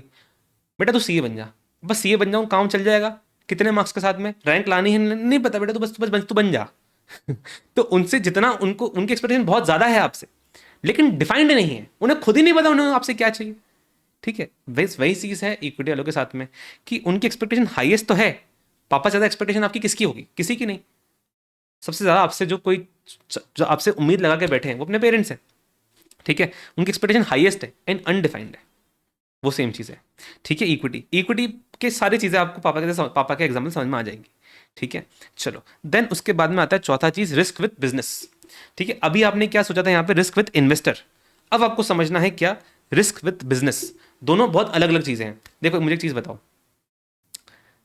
अगर अगर तुम्हारे हिस्से की रिस्क मैं उठा लूं, अगर मैं तुम्हें बोल दूं कि तुम्हें पास कराने की जिम्मेदारी मैं लूंगा, ठीक है, तुम्हें मार्क्स लाने की जिम्मेदारी मेरी, तुम्हें तैयारी करने की जिम्मेदारी मेरी है, तुम्हें एग्जाम में सपोर्ट करने की जिम्मेदारी मेरी है, तो तुम्हारी टेंशन कम होती है कि नहीं होती है? होती है ना, होती है ना। तो वही बात है, अगर मैं मना कर दूं, मैं क्लास बेचते ही गुम हो जाऊं बाकी टीचर्स की तरह, तो कि मुझे नहीं मतलब कोई एग्जाम सपोर्ट वगैरह कुछ नहीं, कोई डाउट सपोर्ट कुछ नहीं, क्लास लिए खत्म, तो तुम्हारी टेंशन बढ़ जाएगी, बढ़ेगी नहीं बढ़ेगी? तो वही बात है राजा, जब तुम्हारे हिस्से की रिस्क टेंशन कोई और उठा लेता है तो आपकी खत्म हो जाती है, आपकी कम हो जाती है। सेम चीज यहां पे लगेगी। जैसे इन्वेस्टर है, अगर इन्वेस्टर ने ज्यादा रिस्क उठा ली तो कंपनी की रिस्क कम हो जाती है। सेम वही फंडा है। ठीक है, तो risk with investor and risk with business दो अलग अलग चीजें हैं। कैसे भाई? मुझे एक बात बताओ, इक्विटी के केस में कंपनी ने, इन्वेस्टर ने हाईएस्ट रिस्क उठा रखी है कि भाई कुछ बचे तो दे देना, नहीं बचे तो मत देना, लेकिन मेरी एक्सपेक्टेशन बहुत ज्यादा है तुझसे, जैसे पापा की है। ठीक है, उन्होंने क्या बोल, उनकी एक्सपेक्टेशन बहुत ज्यादा है कि मेरा बेटा बहुत प्रॉफिट कमाए, कितना कमाए नहीं पता। ठीक है, लेकिन ऐसा बताया भी नहीं कि मुझे कितना लौटा देना पैसा। ठीक है, तो मुझे एक बात बताओ, सबसे ज्यादा रिस्क तुम्हारे पापा ने उठा रखी है ना, अपना पैसा तुम्हारे बिजनेस में लगा के। ठीक है, डेट वाले को पता है कि तुम पैसा लौटा दोगे, दोस्त को पता है पैसा लौटा दोगे, पापा को नहीं पता। पापा को शायद पॉसिबिलिटी हो कि शायद क्या पता डूब जाए, सदर रिस्क पापा ने उठा रखी है। ठीक है, इसलिए आपको एकदम सेफ फील होता है, आपको एकदम सेफ फील होता है कि भाई चलो ये जो इक्विटी इन्वेस्टर्स हैं इनको लौटाने का टेंशन मुझे नहीं लेके घूमने का है, ठीक है, ये लोगों ने इन्वेस्टर ने रिस्क उठा रखी है, अपने को टेंशन नहीं मांगता है, अपने इनको लास्ट में देना है, कुछ बचेगा तो दे देंगे, कुछ नहीं बचेगा तो नहीं देंगे, सुख दुख के साथ ही अपने तो। ठीक है, लेकिन डेट डेट डेट बहुत तेज, डेट बहुत चतुर चालाक खतरनाक है, इसको देना ही पड़ेगा पैसा, चाहे हम कमाएं चाहे हम नहीं कमाएं, देना ही पड़ेगा। इसका कंटेंट से अपने को डर लगता रहेगा कि इसका पैसा लौटाने का है, इसका लौटाने का, तभी तो घर वाले बोलते हैं ना कि बेटा कुछ भी करना जिंदगी में लोन मत लेना, वरना पैसा लौटाना पड़ता है, बार बार मांगते हैं बार बार मांगते हैं, शर्म अच्छा नहीं लगता अपने को। वैसे ही कंपनी में तो डेट होता ही होता है।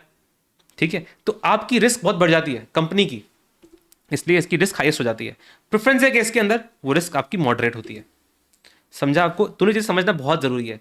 अब एक चीज समझना आप, रिस्क विथ इन्वेस्टर किससे लिंक हुआ? इससे लिंक हुआ। ठीक है, एंड रिस्क विथ इन्वेस्टर से डायरेक्ट रिलेशन था किसका? रिटर्न एक्सपेक्टेशन का, direct direct direct direct. And risk with investor से रिस्क विथ बिजनेस का इनवर्स रिलेशन था, क्योंकि अगर उसने उठा ली तो आपकी टेंशन खत्म हो जाती है। बस वही चीज है। ठीक है, समझ गया? बस यहां तक का 4 चीजें इंपॉर्टेंट थी। 5वां पॉइंट मैंने डाला है वो मैंने आपकी होलिस्टिक थोड़ी बहुत लॉ की अंडरस्टैंडिंग के लिए डाला है, ये इसमें नहीं आने वाला, आपकी फाइनेंशियल मैनेजमेंट में नहीं आने वाला, बट अपन इंक पढ़ लेते हैं। क्या है? डिसीजन मेकिंग के अंदर कौन इन्वॉल्व होता है, कौन इन्वॉल्व नहीं होता है। अगर इक्विटी की आपको पता है, इक्विटी के पास वोटिंग राइट्स अवेलेबल होते हैं, भाई पापा से ज्यादा से है क्या किसी का बिजनेस के अंदर? अपने पापा ने बोला कि भाई ये काम कर, तो करना पड़ेगा अपने को। ठीक है, तो उनका से है अपने बिजनेस के अंदर, वो वोटिंग राइट्स लेके बैठते हैं कि कुछ भी चीज करने से पहले उनसे पूछना पड़ेगा एक बार अपने को। तो वोटिंग राइट्स अवेलेबल होते हैं इक्विटी के पास में, डेट के पास में वोटिंग राइट्स अवेलेबल नहीं होते, तो डिसीजन मेकिंग में नहीं आते वो। प्रेफरेंस केस के अंदर आपको पता होगा कि सब्जेक्टिव वोटिंग राइट्स होते हैं, कि कुछ कुछ टाइप के प्रेफरेंस शेयर्स होते हैं जिनके अंदर अगर उनको अपन डिविडेंड ना दे कुछ टाइम तक तो उनको वोटिंग राइट्स अवेलेबल हो जाते हैं। ठीक है, अदरवाइज उनके पास नहीं होते हैं जनरली। तो ये 5वां पॉइंट था, फाइनेंशियल मैनेजमेंट के लिए इंपॉर्टेंट नहीं है, लॉ की आपकी कनेक्टिंग के लिए इंपॉर्टेंट है बस। ठीक है, चलो अब एक और चीज है कि बिजनेस के जब डेट आप लेते हो, तो अगर आप कंपनी के पॉइंट ऑफ व्यू सोचोगे, तो जब कंपनी डेट से पैसा लेती है ना, तो उसको एक बहुत इंपॉर्टेंट बेनिफिट मिलता है, जिसको अपन क्या बोलते हैं? Interest tax deductibility. Interest tax deductibility, जिसको आप अपन नहीं पढ़ने वाले, अपन इसको अपन पढ़ेंगे कल वाले सेशन के अंदर। ये बहुत इंपॉर्टेंट बेनिफिट है। मैंने यहाँ पे क्यों लिखा है अगर अपन पढ़ने कल वाले हैं तो, ताकि आपको जितना भी डिस्कशन है इक्विटी डेट एंड प्रेफरेंस का आपको एक जगह पे दिख जाए। जैसे मैंने बस यहाँ पे लिख दिया, पढ़ेंगे इसको अपन कल। तो यहाँ तक अपन ने जो भी हमें को सब्जेक्ट का ओवरव्यू लेना था, जो भी बहुत इंपॉर्टेंट चीज़ें हमें बतानी ज़रूरी थी चैप्टर को स्टार्ट करने से पहले, वो अपन ने पढ़ ली है। राइट, सबसे इंपॉर्टेंट डिस्कशन अपना यहाँ तक क्या हुआ कि financial management at the heart of it is a subject that helps you in making decisions for a business. Right, तो आपको पूरे सब्जेक्ट के दौरान अपन जब अपन चलेंगे तो आपको चीज़ सोचनी है कि जो आप चीज़ कर रहे हो वो आप अकाउंटिंग की तरह रिकॉर्डिंग करने के लिए नहीं कर रहे हो। ठीक है, आपका यहाँ पे आपका काम आपको रिकॉर्डिंग करने का नहीं है, ट्रांजेक्शन्स को रिकॉर्ड करने का नहीं है। यहाँ पे आपका काम क्या है? हर जो चीज़ आप कर रहे हो वो एट द एंड आपको डिसीजन लेने में हेल्प करने वाली है। तो जब आप उस हर चीज़ जो अपन करेंगे अपन डिसीजन करने के लिए पॉइंट ऑफ व्यू से करेंगे। जैसे अपन जो नेक्स्ट चैप्टर पढ़ने वाले हैं, जो अपन पढ़ेंगे उसमें अपन इनकम स्टेटमेंट बनाना सीखेंगे, इनकम स्टेटमेंट बनाना सीखेंगे। वो इनकम स्टेटमेंट जो होगी वो हमारी स्केड्यूल 3 वाली नहीं होगी, अकाउंटिंग वाली नहीं होगी। यहाँ पे अलग इनकम स्टेटमेंट बनेगी, क्योंकि यहाँ पे जो इनकम स्टेटमेंट बनने वाली है उसका पर्पस रिकॉर्डिंग करने का नहीं, उसका पर्पस डिसीजन मेकिंग में हेल्प करने के लिए है। तो ऑब्वियसली डिसीजन मेकिंग में हेल्प करने के लिए अपन अलग प्रिंसिपल्स को फॉलो करेंगे देन जो अपन अकाउंटिंग के अंदर करते हैं। तो हर चीज डिसीजन मेकिंग का पॉइंट ऑफ व्यू से होगी, आपको वो सोचना है, ना कि रिकॉर्डिंग के पॉइंट ऑफ व्यू से जो अकाउंटिंग में होती थी। दूसरी चीज, ठीक है, तो आपको माइंडसेट दिमाग में क्या कैरी करना है हर टाइम कि आप यहाँ पे डिसीजन मेकिंग करने वाले हो, आपको डिसीजन मेकिंग करने के पॉइंट ऑफ व्यू सोचना है। दूसरी चीज जो मैंने बात करी कि जहां भी फंसो, आपको सब्जेक्ट के अंदर चैप्टर्स के बारे में जब सोचना है तो आपको कंपनी के अंदर बैठे हुए किसी आदमी के पॉइंट ऑफ व्यू से नहीं सोचना है। आपको सोचना है क्या? कंपनी का जो मालिक है ना, इक्विटी शेयर होल्डर, मोटा भाई, अपने मुकेश भाई की तरह सोचना है। आपको खुद को रिलायंस का मालिक समझ लेना एक बार के लिए। ठीक है, उनके पॉइंट ऑफ व्यू सोचना है, तब आपको थोड़ा बेटर समझ में आएंगी चीज़ें। ठीक है, तो ये माइंडसेट आपको पूरे सब्जेक्ट के दौरान पे कैरी करना है। ठीक है, क्लियर हो गई ये चीज़। अब अपन आगे बढ़ते हैं मोस्ट यूजफुल मैथमेटिकल कॉन्सेप्ट की तरफ, जो मैंने आपको कहा था कि बहुत ही बेसिक से कॉन्सेप्ट मैं आपको बताऊंगा। एंड ट्रस्ट मी, अभी आपको बहुत बेसिक लगेंगे ये चीज़ें, आप बोलोगे सर बहुत बेसिक एग्जांपल है, लेकिन बच्चों के एक्सपीरियंस के बेसिस पे बोल रहा हूँ, बच्चे इन छोटी छोटी चीज़ों पे गलतियाँ करते हैं, एंड देन जब चैप्टर आता है, क्वेश्चन आते हैं, तो उनकी गलतियाँ चैप्टर्स के कॉन्सेप्ट की वजह से नहीं होती है, इनके अंदर जो बेसिक बेसिक चीज़ें अपन देखने वाले हैं उनकी गलती की वजह से होती है। तो प्लीज़ इनको अच्छे से समझना है अपने को। एंड देन बस यही थोड़े बहुत मैथमेटिकल एक्सप्रेशन पढ़ने वाले हैं अपन, मैथमेटिकल कॉन्सेप्ट पढ़ने वाले, and then will wrap up this session. मिलेंगे फिर अपन डायरेक्टली कल अगले सेशन के अंदर। ठीक है, तो क्या सबसे पहला अपना मैथमेटिकल कॉन्सेप्ट क्या है? सबसे पहले समझो कि फ्रैक्शन एंड परसेंटेज डेसिमल के बीच में लिंकेज क्या होता है, ठीक है। देखो, अगर मुझे कोई परसेंटेज का साइन, मुझे कोई नंबर परसेंटेज के अंदर दे रखा है, लेट्स से 50% है, तो उस 50% का मतलब क्या होता है? What does percent 50% mean? देखो समझो, परसेंट पर सेंट, पर सेंट, इसका मतलब क्या हुआ? सेंट यानी 100, पर यानी अगर यहां पे लिखा है 50, पर यानी हर एक, यानी 50 हर 100 में से, ठीक है, हर 100 में से 50, पर यानी कितने में से कितना, राइट? यही बोलते हैं ना, जैसे 50 रुपए पर पेन, राइट? 50 रुपीज पर पेन, 50 रुपीज पर केजी, राइट? वैसे ही कि 50% यानी 50 पर 100, हर 100 में से 50, हर 100 में से 50, हर 100 में से 50, तो वो हो गया 50%। तो 50% को अगर मुझे समझना हो कि 50% क्या करना चाह रहा है, तो 50% कहना चाह रहा है कि 100 में से आप के पास 50 हैं, लेट्स से 1 मार्क्स की बात कर रहे हैं, तो आपने 100 में से 50 मार्क्स अचीव किए हैं, 50%, ठीक है।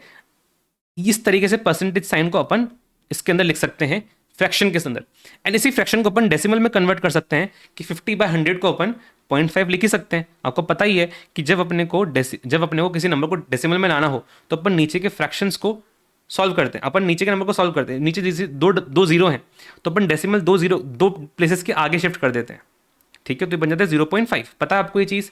तो ये 0.5 बन जाएगा, 0.50 या 0.5 बोलो, एक ही बात है, ठीक है। तो इस टाइप से अपन ने क्या किया, परसेंटेज को फ्रैक्शन में कन्वर्ट किया, फ्रैक्शन को डेसिमल में कन्वर्ट कर दिया। कैसे कन्वर्ट किया? बेसिक अपन ने थीम क्या फॉलो किया कि कोई भी 50% बोल रहा है, दैट मीन्स 50/100 है। तो किसी भी नंबर को अगर परसेंटेज साइन को अपने को कन्वर्ट करना है नंबर के अंदर या फ्रैक्शन के अंदर, तो अपन डिवाइड बाय 100 करते हैं। तो divide by 100 to convert percentage into number और फ्रैक्शन, ठीक है। तो 100% बन जाएगा 100/100 इक्वल्स टू 1, 50% बन जाएगा 50/100 इक्वल्स टू 0.5, 12% बन जाएगा 12/100 इज इक्वल्स टू 0.12। क्लियर है चीज? और मैं बात बताऊं, अगर आप मेरी नजर से देखो तो परसेंटेज साइन खुद ही चीख चीख के बता देता है कि आपको करना क्या है, ठीक है। परसेंट का साइन क्या होता है? लेट्स से अगर मैं लिखूं 50%, तो खुद ही बोलता है परसेंट का साइन कि भाई देख, यहां पे लगा फ्रैक्शन, यहां पे रख एक न्यूमरेटर और यहां पे रख एक डिनोमिनेटर, खुद ही बन गया ना। और न्यूमरेटर में क्या आएगा? न्यूमरेटर में आएगा मेरा ये वाला नंबर 50, और नीचे डिनोमिनेटर में क्या आएगा? 100, 50/100, खुद ही बोल रहा है साइन, ठीक है। चलो, तो इससे आपको परसेंटेज नंबर में कन्वर्ट हो जाएगा, फ्रैक्शन में कन्वर्ट हो जाएगा, ठीक है। अब किसी फ्रैक्शन साइन को या डेसिमल के साइन को आप परसेंटेज में साइन कन्वर्ट कैसे कर सकते हो? लेट्स से आपको यहाँ पे बोला है कि मेरा नंबर है 1/6, मेरा फ्रैक्शन क्या है? 1/6। 1/6 को आपको परसेंटेज में कन्वर्ट करना है, कैसे करोगे? सोचो, ठीक है। परसेंट का मतलब क्या होता है कि 100 में से कितना, 100 में से कितना। ये फ्रैक्शन आपको क्या दिखा रहा है कि 6 में से 1, 6 में से 1, और परसेंट क्या बोल रहा है? 100 में से कितना। तो आपको करना क्या है? सिंपल, कि भाई अगर 6 में से 1 है तो 100 में से कितना होगा? 100 से मल्टीप्लाई कर दो, तो 1/6 इंटू 100, तो मुझे मालूम पड़ जाएगा कि 100 में से कितना होगा। 100 में से कितना होगा? 16.67। जैसे अपन ने 100 में से मल्टीप्लाई कर दिया, आप उसके आगे परसेंटेज साइन लगा सकते हो, तो 16.67 आगे परसेंटेज, ठीक है। तो किसी भी फ्रैक्शन साइन को, ठीक है, अगर आपको कन्वर्ट करना हो परसेंटेज के अंदर, या डेसिमल साइन को भी अगर आपको कन्वर्ट करना हो परसेंटेज के अंदर, तो आप मल्टीप्लाई बाय 100 करते हो। क्लियर है ये चीज? जस्ट लेट्स से देन अगर 1/8 है तो 1/8 को परसेंटेज में करना हो तो 1/8 इंटू 100, 12.5% हो जाएगा। 3/2 है तो 3/2 इंटू 100, 150% हो जाएगा। इसी तरीके से 8/6 का हो जाएगा, ठीक है। अब बात क्या है कि जो भी एक्सप्रेशन अपना है, परसेंटेज में बोलो, चाहे डेसिमल में बोलो, चाहे आपका फ्रैक्शन में बोलो, ये तीनों इंटरचेंजेबल है। जनरली अपन डेसिमल और परसेंटेज यूज करने वाले हैं, फ्रैक्शन यूज नहीं करने वाले, ठीक है। डेसिमल या जहां फिर परसेंटेज, ये जो दोनों एक्सप्रेशन है ये इंटरचेंजेबल है।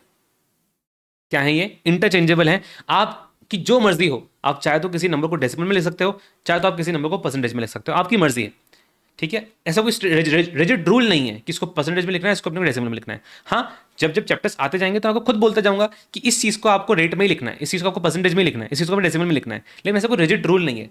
वर्किंग करते टाइम पे आप वर्किंग करते टाइम जिससे भी कंफर्टेबल हो, डेसिमल से कंफर्टेबल डेसिमल में ले लो, परसेंटेज में कंफर्टेबल हो परसेंटेज में ले लो, लेकिन फाइनल आंसर कौन सा होगा, किस में लिखना है, वो मैं आपको बताऊंगा, ठीक है। वो आप चैप्टर के जब क्वेश्चन आएंगे तो आप समझोगे कि मैं क्या बोलना चाहूँ। अभी आपको नहीं समझेगा कि मैं इस बात का सिग्निफिकेंस क्या है, लेकिन जब अपने क्वेश्चंस आएंगे, चैप्टर्स आएंगे, तब आप समझोगे कि इस बात का सिग्निफिकेंस क्या है। वहाँ पे मैं आपको इनको वापस से रिकॉल कराऊंगा, वहाँ पे मैं आपको इसको बताने वाला हूँ। ठीक है, चलो चलो नेक्स्ट अपन बढ़ते हैं बी की तरफ, यूनिटरी मेथड। ठीक है, बहुत ही ज़्यादा इंपॉर्टेंट कॉन्सेप्ट, बहुत ज़्यादा इंपॉर्टेंट कॉन्सेप्ट। अगर मुझे बोलना हो कि सी इंटर के कॉस्टिंग एंड के फाइनेंशियल मैनेजमेंट का एंड फाइनल लेवल पे जब आप एडवांस फाइनेंशियल मैनेजमेंट पढ़ोगे, उन सब के अंदर सबसे इंपॉर्टेंट कॉन्सेप्ट ऐसा कौन सा है जो बहुत सारी जगह पे काम में आता है, सबसे इंपॉर्टेंट मैथमेटिकल कॉन्सेप्ट, तो वो यूनिटरी मेथड ही होगा। ठीक है, अब इसको समझाने के लिए आपको बहुत एडवांस एग्जाम्पल नहीं देने वाला हूँ, मैं आपको बहुत ही बेसिक एक पहली दूसरी क्लास के एग्जाम्पल देने वाला हूँ, जिनसे आपको कॉन्सेप्ट बहुत ऐसे समझ में आ जाए, आपको कॉन्सेप्ट के रूल समझ में आ जाए। फिर आगे जब चैप्टर्स के अंदर इसके एडवांस एप्लीकेशन आएगा ना इस कॉन्सेप्ट का, तो आप उनको करने की पोजीशन में बहुत इजीली आ जाओगे, क्योंकि आप कॉन्सेप्ट समझ गए हो बहुत इजी एग्जाम्पल के साथ में। एडवांस के साथ में समझाऊंगा तो समझेगा नहीं, एडवांस में आप अप्लाई कर लोगे अगर आपने इजी से समझ लिया तो अपन इजी एग्जाम्पल लेने वाले हैं। ठीक है, सबसे बेसिक एग्जाम्पल लेता हूँ। आप एक दुकानदार के पास में गए, दुकानदार ने कहा कि भैया 5 पेन के आपको 100 रुपये देने पड़ेंगे। मैंने आपसे पूछा एक पेन का कितना, आप फट से बोल दोगे भैया 20 रुपये। सर 20 रुपये, 20 रुपये निकाल दिया आपने। कैसे निकाला होगा? 100/5 करके, 100/5 करके, तो आपका हो गया कितना? 20 रुपये। सिंपल निकाल दिया आपने। ठीक है, चलो सेकेंड एग्जाम्पल। अब मैंने आपको बोला कि आपको 40 पेन की कॉस्ट 120 रुपये पड़ेगी, 40 पेन की कॉस्ट आपको 120 रुपये पड़ेगी। ठीक है, अब ये कौन से पेन आते हैं? अरे वो एसएस प्राइम वाले पेन नहीं आते थे, जिनके ढक्कन अलग कलर के होते थे, अलग अलग कलर वाले होते थे, 60 50 60 रुपये में 20 पेन आ जाती थी, मतलब हम तो लेते थे ऐसे पेन। चलो ठीक है, छोड़ो। तो 40 पेन की कॉस्ट तुम्हारी 120 रुपये पड़ रही है। अब मैं क्या पूछ रहा हूँ आपसे कि 1 रुपए के अंदर कितने पेन आए? क्वेश्चन चेंज हो गया। पहले क्वेश्चन क्या था कि एक पेन की कॉस्ट कितनी, अब क्वेश्चन क्या है कि 1 रुपए के अंदर कितने पेन। डिफरेंट, चेंज हो गया क्वेश्चन। कैसे निकाला 1 रुपए के अंदर कितने पेन? ठीक है, इसका आंसर कैसे निकल गया कि मैं डायरेक्टली बता देता हूं आपको। आप क्या करोगे, 40 पेन्स में 120 रुपीज करोगे एंड आपके पास 0.33 पेन्स का आंसर आएगा, कि यानी 1 रुपए के अंदर 0.33 पेन्स मुझे मिल जाएंगे। अब ये अपन ने कैसे किया? अगर आपने एग्जाम्पल सॉल्व किया तो बहुत बढ़िया बात है, नहीं भी किया तो मेरे साथ समझ लो, कोई इशू नहीं है इसके अंदर। ठीक है, कंफ्यूजन होता है कि सर डिनोमीटर के अंदर कौन सा आइटम जाएगा, डिनोमीटर के अंदर किसको लेके जाना है, उसमें कंफ्यूजन होता है सबसे बड़ा इसके अंदर, कि कौन सा न्यूमरेटर में रहेगा, कौन सा डिनोमीटर के अंदर रहेगा। यही तो मेन कंफ्यूजन है, यही तो पूरे सब्जेक्ट के अंदर चलता रहेगा। उसको क्लियर करने का, याद रखने का एक सिंपल सा फंडा है, गोल्डन रूल मैं आपको बता देता हूँ, कि आपको यहाँ पे हमेशा 2 आइटम्स आपको दे रखे होंगे। एक आइटम क्या दे रखा होगा आपको, जैसे यहाँ पे आपको पेन दे रखा है एक आइटम, दूसरा आइटम क्या है, रुपीस। यहाँ पे आपको एक आइटम पेन दे रखा है, दूसरा आइटम क्या दे रखा है, रुपीस। इन दोनों का आपको डेटा दे रखा होगा एंड इनमें से आपको किसी एक आइटम के रिगार्डिंग एक की वैल्यू पूछी होगी, एक की वैल्यू पूछी होगी। जैसे यहाँ पे क्या बोला है कि एक पेन की वैल्यू बता दो, तो यहाँ पे इन्होंने एक की वैल्यू किसके रिगार्डिंग पूछी है, पेन के रिगार्डिंग पूछी है। यहाँ पे इन्होंने क्या किया है, एक की वैल्यू किसके रिगार्डिंग पूछी है, रुपये के रिगार्डिंग पूछी है, कि 1 रुपए में कितने पेन, यहाँ पे एक पेन में कितने रुपए, तो उसमें से एक की वैल्यू किसी एक पर्टिकुलर आइटम के रिगार्डिंग पूछी जाती है। तो यूनिटरी मेथड का मतलब क्या होता है? यूनिटरी मेथड मतलब यूनिट मतलब 1, यूनिटरी यानी 1, कि एक की वैल्यू बताओ मुझे। तो यहां पे एक की वैल्यू किसके लिए पूछी जा रही है, एक पेन के रिगार्डिंग। यहां पे एक की वैल्यू किसके रिगार्डिंग पूछी जा रही है, 1 रुपए के रिगार्डिंग। ठीक है, तो आपको जिस भी चीज की एक की वैल्यू निकालनी है, जिस भी चीज की आपको यूनिट की वैल्यू निकालनी है, उसके करस्पॉन्डिंग जो भी आपको नंबर दे रखा है वो आपका डिनोमिनेटर में जाता है। जैसे यहां पे आपको एक पेन के बारे में पूछा है, यूनिट किसकी पूछी है, पेन की पूछी है, तो पेन के साथ में जो डेटा था वो डिनोमिनेटर में जाएगा। पेन के साथ में 5 का डेटा पॉइंट था, तो 5 आपका डिनोमिनेटर में चल जाएगा। यहां पे क्या हुआ था, रुपी के रिगार्डिंग आपको यूनिट पूछी थी, तो रुपी के साथ में डेटा कौन सा था, 120 का था, तो 120 वाला डेटा पॉइंट आपका डिनोमिनेटर में चल जाएगा। सर इतना सिंपल? हाँ यही है, इतना सिंपल ही है। ठीक है, यही गोल्डन रूल है जो मैंने आपको मेंशन कर रखा है। ठीक है, जो मैंने बात करी वो आपको यहीं पे लिखी हुई मिल जाएगी, या आप घर पे जाकर पढ़ के रिवाइज भी कर सकते हो। तो जिसकी भी यूनिट पूछी जा रही है उसके रिगार्डिंग जो डेटा होगा वो आपका डिनोमिनेटर में आ जाएगा। ठीक है, ये मैंने आपको बहुत ही बेसिक सा एग्जाम्पल दिया, बहुत ही बेसिक एग्जाम्पल। ठीक है, अब थोड़ा बहुत हल्का सा एडवांस लेवल का एग्जाम्पल लेता हूं, ताकि आपको समझ में आ जाए कि थोड़ा बहुत एडवांस कैसे हो सकता है ये। ठीक है, एग्जाम्पल देता हूं, ये FM लेवल एग्जाम्पल है। अगर कंपनी ने 1 लाख रुपए पे करे हैं, टोटल कॉस्ट पे करी 1 लाख रुपए की, 8 लाख रुपए रेस करने के लिए। ठीक है, उसने 8 लाख रुपए की कैपिटल रेस करी, जिसके बदले उसको 1 साल के अंदर 1 लाख रुपए की कॉस्ट पे करनी पड़ी, कि भाई तुमने 8 लाख रुपए दिए तो 1 लाख का तुम हमें कॉस्ट पे करो हर साल के अंदर। जैसे समझ लो इंटरेस्ट है कि 8 लाख का लोन लेके आए एंड 1 लाख की आप इंटरेस्ट पे कर रहे हो, ऐसा समझ लो।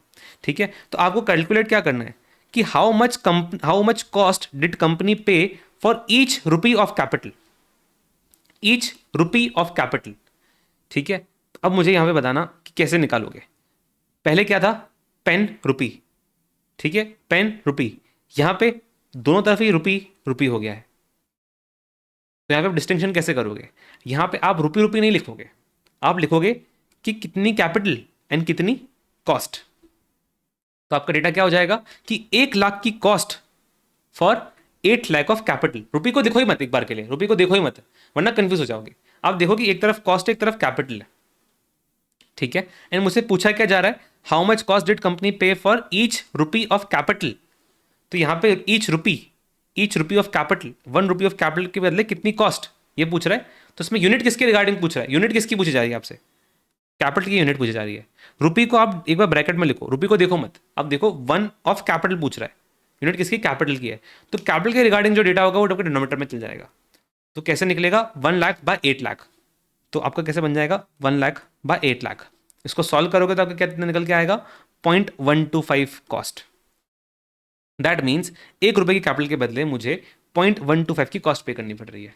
सिंपल, ठीक है, समझ में आ गया आपको चीज की यूनिट की वैल्यू कैसे निकाली जाती है। अब अगर यूनिट की वैल्यू ना पूछी जाए, आपसे मल्टीपल की वैल्यू पूछी जाए तो कैसे करोगे। मतलब फॉर एग्जांपल अगर मैं यहाँ पे 1 पेन की कॉस्ट ना पूछ के मैं पूछूं कि मुझे 3 पेन की कॉस्ट बताओ, तो कैसे निकालोगे। सिंपल ना, इस 20 को 3 से मल्टीप्लाई कर दो, 60 रुपीज। क्लियर।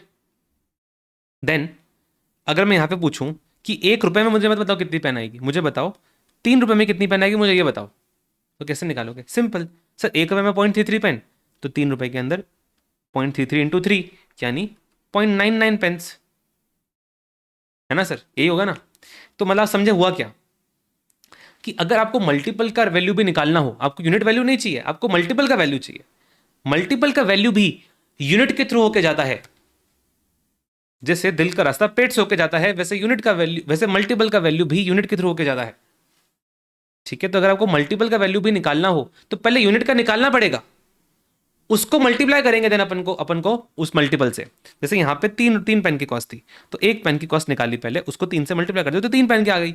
यहाँ पे 1 रुपए की निकाली पहले, देन अपने को 3 रुपए का चाहिए था तो अपने 3 से मल्टीप्लाई कर दिया तो 0.99 पेंस निकल के आ गया। सिंपल। तो मल्टीपल का रास्ता भी यूनिट के थ्रू होके जाएगा, पहले यूनिट के निकालोगे देन मल्टीप्लाई करोगे आप जिस भी मल्टीपल की आपको वैल्यू चाहिए। क्लियर है ये चीज। जैसे फॉर एग्जाम्पल इस क्वेश्चन, वो चीज भी यहाँ पे लिखी हुई है, ठीक है। देन सेकेंड एग्जाम्पल सी के अंदर अपन डालते हैं क्या, how much total cost would company pay for raising only ₹85,000। Change कर दिया ना क्वेश्चन। पहले क्या पूछा था मैंने, कंपनी को कितने रुपए की कॉस्ट पे करनी पड़ेगी 1 रुपए की कैपिटल के लिए, ईच रुपी ऑफ कैपिटल के लिए, यानी 1 रुपए की कैपिटल के लिए। अब क्या पूछ रहा हूं कि कंपनी को कितनी कॉस्ट पे करनी पड़ेगी 85,000 रुपीज रेस करने के लिए। तो अब क्या करोगे, 1 रुपए के तो निकाल के बैठे हुए हो तुम, ठीक है। 85,000 की कैपिटल के बदले पूछ रहे हैं आप, तो सिंपल जो 1 रुपए के बदले निकाला था उसको इंटू 85,000 कर दो, खत्म। ठीक है, तो 1 रुपए के कॉस्ट ऑफ 85,000 ऑफ कैपिटल कैसे निकलेगी, cost of 1 rupee of capital आपने निकाली थी, उसको 85,000 से मल्टीप्लाई कर दो, तो 0.125 इंटू 85,000 इज इक्वल टू 10,625। तो मतलब समझे आप कि जिस भी चीज की अगर मल्टीपल की वैल्यू भी चाहिए तो पहले उसी चीज की यूनिट की वैल्यू निकालो आप, ठीक है, देन उसको मल्टीप्लाई करो आपका जो मल्टीपल है। जैसे मुझे यहाँ पे 85,000 कैपिटल की वैल्यू चाहिए थी, तो पहले मैंने 1 रुपी ऑफ कैपिटल की वैल्यू निकाली, देन उसको मैंने 85,000 से मल्टीप्लाई किया। समझ गया आपको चीज। तो बस ये चीज थी, इसे कहते हैं यूनिटरी मेथड। अब आगे जाके आपका ये थोड़ा थोड़ा धीरे धीरे करके जब आप चैप्टर्स के अंदर आओगे तो ये एडवांस होगा, ठीक है, लेकिन आप बेसिक लेवल पे समझ चुके हो तो आप अब आगे बहुत इजीली हैंडल कर पाओगे ना, आपकी इसमें गलती कभी नहीं होगी, ठीक है। अब आते हैं अपन इंडियन कॉमा सिस्टम पे। तो आपको पता ही होगा जब अपन बड़े बड़े नंबर्स लिखते हैं तो उनके अंदर कॉमा लगाए जाते हैं, ठीक है। जैसे फॉर एग्जांपल अगर मैं 10 करोड़ लिखना चाहता हूँ, 10 करोड़ धमाल में बोलते हैं ना बच्ची, 10 करोड़ अगर मैं लिखना चाहता हूँ तो मैं क्या करूँगा, मेरा पहला जो कॉमा लगता है वो पीछे से 3 0 के बाद लगता है, उसके बाद हर 2 2 के बाद में एक कॉमा लगता है, 2 2 2 के बाद में कॉमा लगता है, ठीक है। ये इंडियन कॉमा सिस्टम होता है कि पहला कॉमा 3 के बाद, उसके बाद का 2 2 के बाद में कॉमा लगता है, ठीक है। इंटरनेशनली ये नहीं होता है, इंटरनेशनल कॉमा सिस्टम आप बोलोगे तो उसके अंदर 3 3 3 ही चलता है, अपना 3 2 2 2 चलता है, ठीक है। अब इसका नीड क्यों पड़ा, ये क्या डिनोट क्या करता है, ये आपको डिनोट करता है हमारे इंडिया के जो डिनोमिनेशन है उनको डिनोट करता है। जैसे पहला 3 0, यहाँ 3 के बाद अपन 0 लगाते हैं, ये क्या रिफ्लेक्ट करता है? थाउजेंड्स। थाउजेंड के अंदर 3 जीरो होते हैं ना, तो इसलिए 3 के बाद लगाते हैं थाउजेंड्स दिखाने के लिए। देन लाख के अंदर 5 जीरो होते हैं, तो उसके बाद वाला कॉमा लाख के बाद 2 के बाद लगाते हैं ताकि लाख बन जाए। देन उसके बाद करोड़ में 7 जीरो होते हैं, तो और 2 के बाद में लगाते हैं जिससे करोड़ इंडिकेट हो जाए। देन करोड़ के बाद जो नंबर आता है अपना, क्या आता है करोड़ के बाद में? ठीक है, करोड़ के बाद यार ठीक है चलो अपन इंटरनेशनल में चल जाते हैं। देखो इंटरनेशनल के अंदर आता है थाउजेंड्स, मिलियन, बिलियन, ठीक है, देन ट्रिलियन, देन जिलियन, ठीक है, करोड़ के बाद अरब, खरब, ठीक है, वो सब चीज़ें, ठीक है। तो उसके दो दो के बाद अपन लगाते चलते हैं, लेकिन करोड़ के बाद में तुम्हारे नंबर चिंता मत करो, एफएम में तो नहीं आने वाले, ठीक है। चलो, तो उसके बाद में अपन क्या करेंगे, अपन इस टाइप से कॉमन सिस्टम अपन फॉलो करने वाले हैं, ठीक है। इंटरनेशनल 3 3 3 के बाद का, इंडियन 3 2 2 2 के बाद का, ठीक है। चिंता मत करो, नहीं आएगा तुम्हें करोड़ के आगे, तुम्हें नंबर नहीं आने वाला, करोड़ में आएंगे जो भी डेटा नंबर आएगा आपके, ठीक है। तो अब आपको इंपॉर्टेंट क्या है, इंपॉर्टेंट ये समझना है कि जब भी आप पूरे न्यूमेरिकल सब्जेक्ट के अंदर एफएम कॉस्टिंग के अंदर कोई भी नंबर लिखोगे, तो आपको उसके साथ में इंडियन कॉमा सिस्टम लगाना ही लगाना है, आप उसको इग्नोर नहीं कर सकते।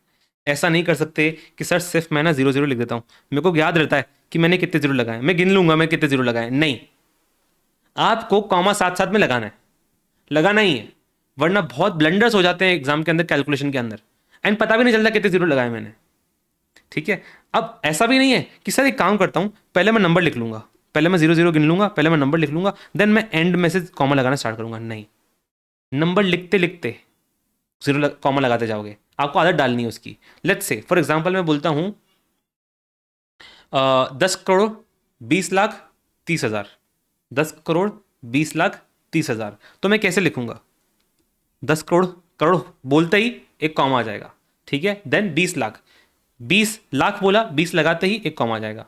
देन मैं बोला 30,000, तो 30 लगाते ही एक कॉमा आ जाएगा, देन 3 जीरो लगा दो, सिंपल था। क्या था इसके अंदर, क्यों तुम्हें पहले लिखने के बाद में कॉमा लगाना है, क्यों लगाना है, ऐसे लिखते चलो साथ साथ, वरना वरना फिर तुम बोलोगे ना कि मैं बाद में लगाऊंगा, तो वो बाद का बाद में हो जाएगा, वो फिर एग्जाम के बाद हो जाएगा तुम्हारा, कि एग्जाम के बाद में कॉपी मंगा के अलग से लिखवाऊंगा, उसके अंदर कॉमा नहीं लगेगा वो कॉमा, फिर उसके बाद में तुम भूल जाओगे लगाना, साथ साथ लगाते हुए चलो। समझ गया, तो आपको फॉलो करना है कॉमा सिस्टम, बहुत इंपॉर्टेंट है, बहुत गलतियां बचेगी, ठीक है। Then last point, last topic खत्म, इसके बाद में अपना मैथमेटिक्स खत्म, इतना ही था बस, कि आपको परसेंटेज चेंज कैसे निकालना होता है। पहला चैप्टर जो लेवरेज आएगा उसके अंदर तुम इसको अप्लाई कर रहे होगे, ठीक है, उसके अंदर आप इसको अप्लाई करोगे, परसेंटेज चेंज कैसे निकालते हैं। देखो मैं आपको सिंपल एग्जांपल देता हूँ, मैंने आपको बोला कि आपका MTP 1 के अंदर स्कोर था 60, MTP यानी आपने मॉक टेस्ट दिया, मॉक टेस्ट पेपर 1 के अंदर आपका स्कोर है 60 का, and mock test paper number 2 के अंदर आपका स्कोर है 70 का। आपको मुझे बताना है कि मॉक टेस्ट पेपर 1 से मॉक टेस्ट पेपर 2 में जाते टाइम पे आपका स्कोर कितना परसेंटेज इंप्रूव हुआ, ठीक है। अब परसेंटेज निकालने का कंसेप्ट सिंपल होता है, एक न्यूमरेटर आता है एक डिनोमिनेटर आता है, देन मल्टीप्लाई बाय 100 करते हैं, अपना परसेंटेज निकल के जाता है। तो आपको सबसे पहले निकालना पड़ेगा कैसे, कि परसेंट की एब्सोल्यूट चेंज कितना हुआ, ठीक है, एब्सोल्यूट चेंज कितना हुआ, 10 मार्क्स का चेंज हुआ, ठीक है, ये आपका न्यूमरेटर हो गया। डिनोमिनेटर आपको निकालना है कितने के ऊपर चेंज हुआ, 10 मार्क्स का चेंज हुआ, कितने के ऊपर चेंज हुआ, आपका नीचे डिनोमिनेटर के अंदर बेस आता है कि कितने मार्क्स के ऊपर चेंज हुआ। यहां पे 60 आएगा या 70 आएगा, मुझे बताओ क्या आएगा, 70 नहीं आएगा, 60 आएगा, क्योंकि मैंने क्या बोला, बेस आता है नीचे, बेस आता है, बेस मतलब कि मेरा इंप्रूवमेंट 10 मार्क्स का किसके ऊपर हुआ है, वो आता है नीचे, किसके ऊपर हुआ है, 60 के ऊपर 10 मार्क्स का इंप्रूवमेंट हुआ है कि 70 के ऊपर 10 मार्क्स का इंप्रूवमेंट हुआ है, 60 के ऊपर 10 मार्क्स का इंप्रूवमेंट हुआ है, तब जाके 70 बना है, ठीक है। तो नीचे आपका 60 आएगा, 10/60 इंटू 100, इससे आपका परसेंटेज इंप्रूवमेंट निकल के आएगा, 16.67% इंप्रूवमेंट आ गया आपका, ठीक है। तो मतलब मेरा कहने का मतलब क्या है कि जब आपको परसेंटेज चेंज निकालना होता है, तो परसेंटेज चेंज निकालने का तरीका होता है, आप ऊपर ले लो एब्सोल्यूट चेंज कितना हुआ है, एब्सोल्यूट चेंज कैसे, एब्सोल्यूट यानी नंबर्स के अंदर कि कितना चेंज हुआ है, परसेंटेज में नहीं, नंबर्स के अंदर एब्सोल्यूट चेंज कैसे निकलेगा, आप न्यू वाले फिगर ले लो, उसमें से माइनस कर दो ओल्ड वाला फिगर, तो न्यू फिगर ले लो, उसमें से माइनस कर दो ओल्ड वाला फिगर, देन नीचे बेस क्या आता है आपका, ओल्ड फिगर का आता है। ये बहुत इंपॉर्टेंट है कि नीचे ओल्ड फिगर आएगा, ना कि न्यू फिगर आएगा, ठीक है। इसी तरीके से जब आपको डेटा दे दिया जाए साल भर का, साल साल का डेटा दे दिया जाए कि 2025 का ये, 2026 का ये, 2027 का ये, आपको ऐसे डेटा दे दिया जाए एंड आपको बोले एक साल के अंदर, लेट्स से आपको बोले कि 2026 के अंदर मेरे सेल्स जो थे वो 16 लाख के थे, 2025 के अंदर मेरे सेल्स जो थे 12 लाख के थे, आपको पूछे कि मेरा 2026 के अंदर परसेंटेज चेंज इन सेल्स कितना हुआ, तो आप कैसे निकालोगे? इसका बेसिक सिंपल फॉर्मूला क्या होगा? करंट ईयर का डेटा लोगे, ले लो, करंट ईयर का डेटा ले लो, उसमें से माइनस कर दो बेस ईयर का डेटा, यानी जिस साल के ऊपर ग्रोथ हुई है मेरी, ठीक है, एंड नीचे क्या ले लोगे? बेस ईयर का डेटा। सिंपल, जैसे new year new data minus old data था डिवाइड बाय ओल्ड डेटा था, यहाँ पे क्या आएगा? करंट ईयर का डेटा माइनस बेस ईयर का data divide by base year का डेटा। अब वो बेस ईयर क्या होगा वो क्वेश्चन में आपको बता रखा होगा। फॉर एग्जाम्पल, जैसे आपको यहाँ पे बोल रखा है कि sales figure are as follows, year 2025, 2026, 2027, sales बता दी 12 लाख, 16 लाख, 14 लाख, ठीक है। अब आपको आगे क्या बोला है कि calculate percentage change in sales in year 2026, यानी 2026 के अंदर परसेंटेज चेंज इन सेल्स कितना हुआ। अब मुझे एक लॉजिकल सी बात बताओ, अगर यहाँ पे मुझे बता नहीं रखा है कि कौन से साल से कौन से साल के ऊपर कितना चेंज हुआ, तो मुझे एक लॉजिकल सी बात बताओ, 2026 के अंदर अगर चेंज हुआ है तो कौन से साल से कौन से साल के ऊपर हुआ होगा? 2026 के अंदर अगर इंप्रूवमेंट हुआ है, चेंज हुआ है, तो 2025 से 2026 के ऊपर हुआ होगा, ठीक है। तो लॉजिकल सी बात, जब कुछ नहीं बोला जाए तो अपन क्या मानेंगे कि 2026 का अगर मुझे परसेंटेज चेंज पूछ रहा है तो उसके अंदर बेस ईयर कौन सा वाला होगा? लास्ट ईयर वाला, 2025 वाला डेटा होगा बेस ईयर, ठीक है। तो अगर percentage change in sales in year 2026 निकालना है तो कैसे निकालेंगे? सर 16 लाख की मेरी सेल्स है, ठीक है, पिछले साल 12 लाख की थी, तो मेरा एब्सोल्यूट चेंज कितना हुआ? Current year data minus base year data कितना हुआ? 16 लाख माइनस 12 लाख, नीचे डिनोमिनेटर में क्या लूंगा? Base year data which is 12 lakh. तो ये कैसे निकलेगा? Year 2026 sales minus year 2025 sales divide by year 2025 sales, ठीक है, यानी 16 lakh minus 12 lakh divide by 12 lakh, तो इससे आपका निकल के आ जाएगा 4 lakh by 12 lakh is equal to 33.33%। Simple, ठीक है। आगे क्या पूछ रहा है? Percentage change in sales in year 2027, कि 2027 में कितना परसेंटेज चेंज हुआ है। अब वापस से नहीं बताया कि आपका बेस ईयर कौन सा है, बेस ईयर यानी किसके ऊपर चेंज हुआ है, किसके ऊपर ग्रोथ हुई है, किसके ऊपर इंप्रूवमेंट हुआ है, वो नहीं बताया। तो इसका बेस ईयर कौन सा होगा? लास्ट वाला 2026। तो कुछ नहीं बोला जाए तो परसेंटेज चेंज हमेशा पिछले साल वाले के ऊपर निकल के आएगा, ठीक है। जैसे थर्ड वाले क्वेश्चन में क्लियरली पूछ दिया है percentage change in year 2027 as compared to 2025, पूछ लिया है कि 27 का विथ 2025 निकालो, तो उसके अंदर बेस ईयर 25 हो जाएगा एंड करंट ईयर 27 हो जाएगा। लेकिन कुछ अगर नहीं बोलेगा तो बाय डिफॉल्ट अपना पिछला वाला साल बेस ईयर होगा, क्योंकि हम मानेंगे कि इंप्रूवमेंट जो हुई है वो बेस ईयर के ऊपर हुई है, ठीक है। तो अब ये कैसे निकलेगा? सेकंड वाला percentage change in sales in year 2027 कैसे निकलेगा? इस साल है 14 लाख का, लास्ट ईयर था 16 लाख का, तो वापस अपना वही फॉर्मूला लगेगा, current year data minus base year data divide by base year data. तो करंट ईयर कितना हो गया? 14 लाख हो गया, बेस ईयर कितना हो गया? 16 लाख हो गया, तो 14 lakh minus 16 lakh divide bye 16 lakh, तो कितना हो जाएगा? 14 lakh minus 16 lakh divide bye 16 lakh. गलती से भी उल्टा मत कर देना कि सर 16 लाख बड़ा है ना तो उसको पहले लिख लेता हूँ देन बाद में 14 लाख लिख दूंगा। नहीं भाई, तुमने अर्थ का अनर्थ कर दिया। अगर तुमने उल्टा कर दिया तो तुमने जो माइनस में आता नंबर उसको प्लस कर दिया, ठीक है। एंड माइनस में आना जरूरी है, क्यों? क्योंकि इस साल स्कोर सेल्स माइनस हुई है, कम हुई है इस साल, 16 लाख से 14 लाख पे गिर गई है, तो परसेंटेज चेंज माइनस में आना चाहिए ना, प्लस में थोड़ी आएगा। तो इसलिए जो जो जो फॉर्मूला है वही एज इट इज लगेगा, 14 लाख माइनस 16 लाख होगा। ऐसा नहीं कि बड़ा वाला पहले लिख देता हूं, नहीं नहीं नहीं भाई, ठीक है। दैट मीन्स माइनस दो लाख डिवाइड बाय 16 लाख हो जाएगा, सॉल्व करने के बाद -12.5 बन के आएगा, ठीक है। ये वाला सिंपल है। अब अगला वाला को सॉल्व कर लेते हैं। Percentage change in sales in year 2027 as compared to 2025, ये आपका रहेगा होमवर्क। मैं क्विकली यहाँ पे सॉल्व कर लेता हूँ, आप पहले सॉल्व करो लिख के, ठीक है, फिर मैं क्विकली सॉल्व कर लूंगा, आप उसे चेक कर लेना अभी, ठीक है। तो 2 मिनट के लिए पॉज लो, लिख के सॉल्व करो, उसके बाद में चेक करना मेरा सोल्यूशन, ठीक है। सिंपल ही है, तुम्हें आ ही गया होगा, कैलसी भी कर लोगे तुम इतना तो, ठीक है। कैसे होगा ये? 2027 के अंदर है 14 लाख की, एंड उसके लास्ट ईयर में थी, बेस ईयर कौन सा पूछा है? 2025, तो 2025 के अंदर था 12 लाख का, तो माइनस में आ जाएगा 12 लाख, डिवाइड होगा बेस ईयर पे, बेस ईयर है 12 लाख का, मल्टीप्लाई हो जाएगा 100 से, कितना आएगा? 2 लाख बाय 12 लाख इंटू 100,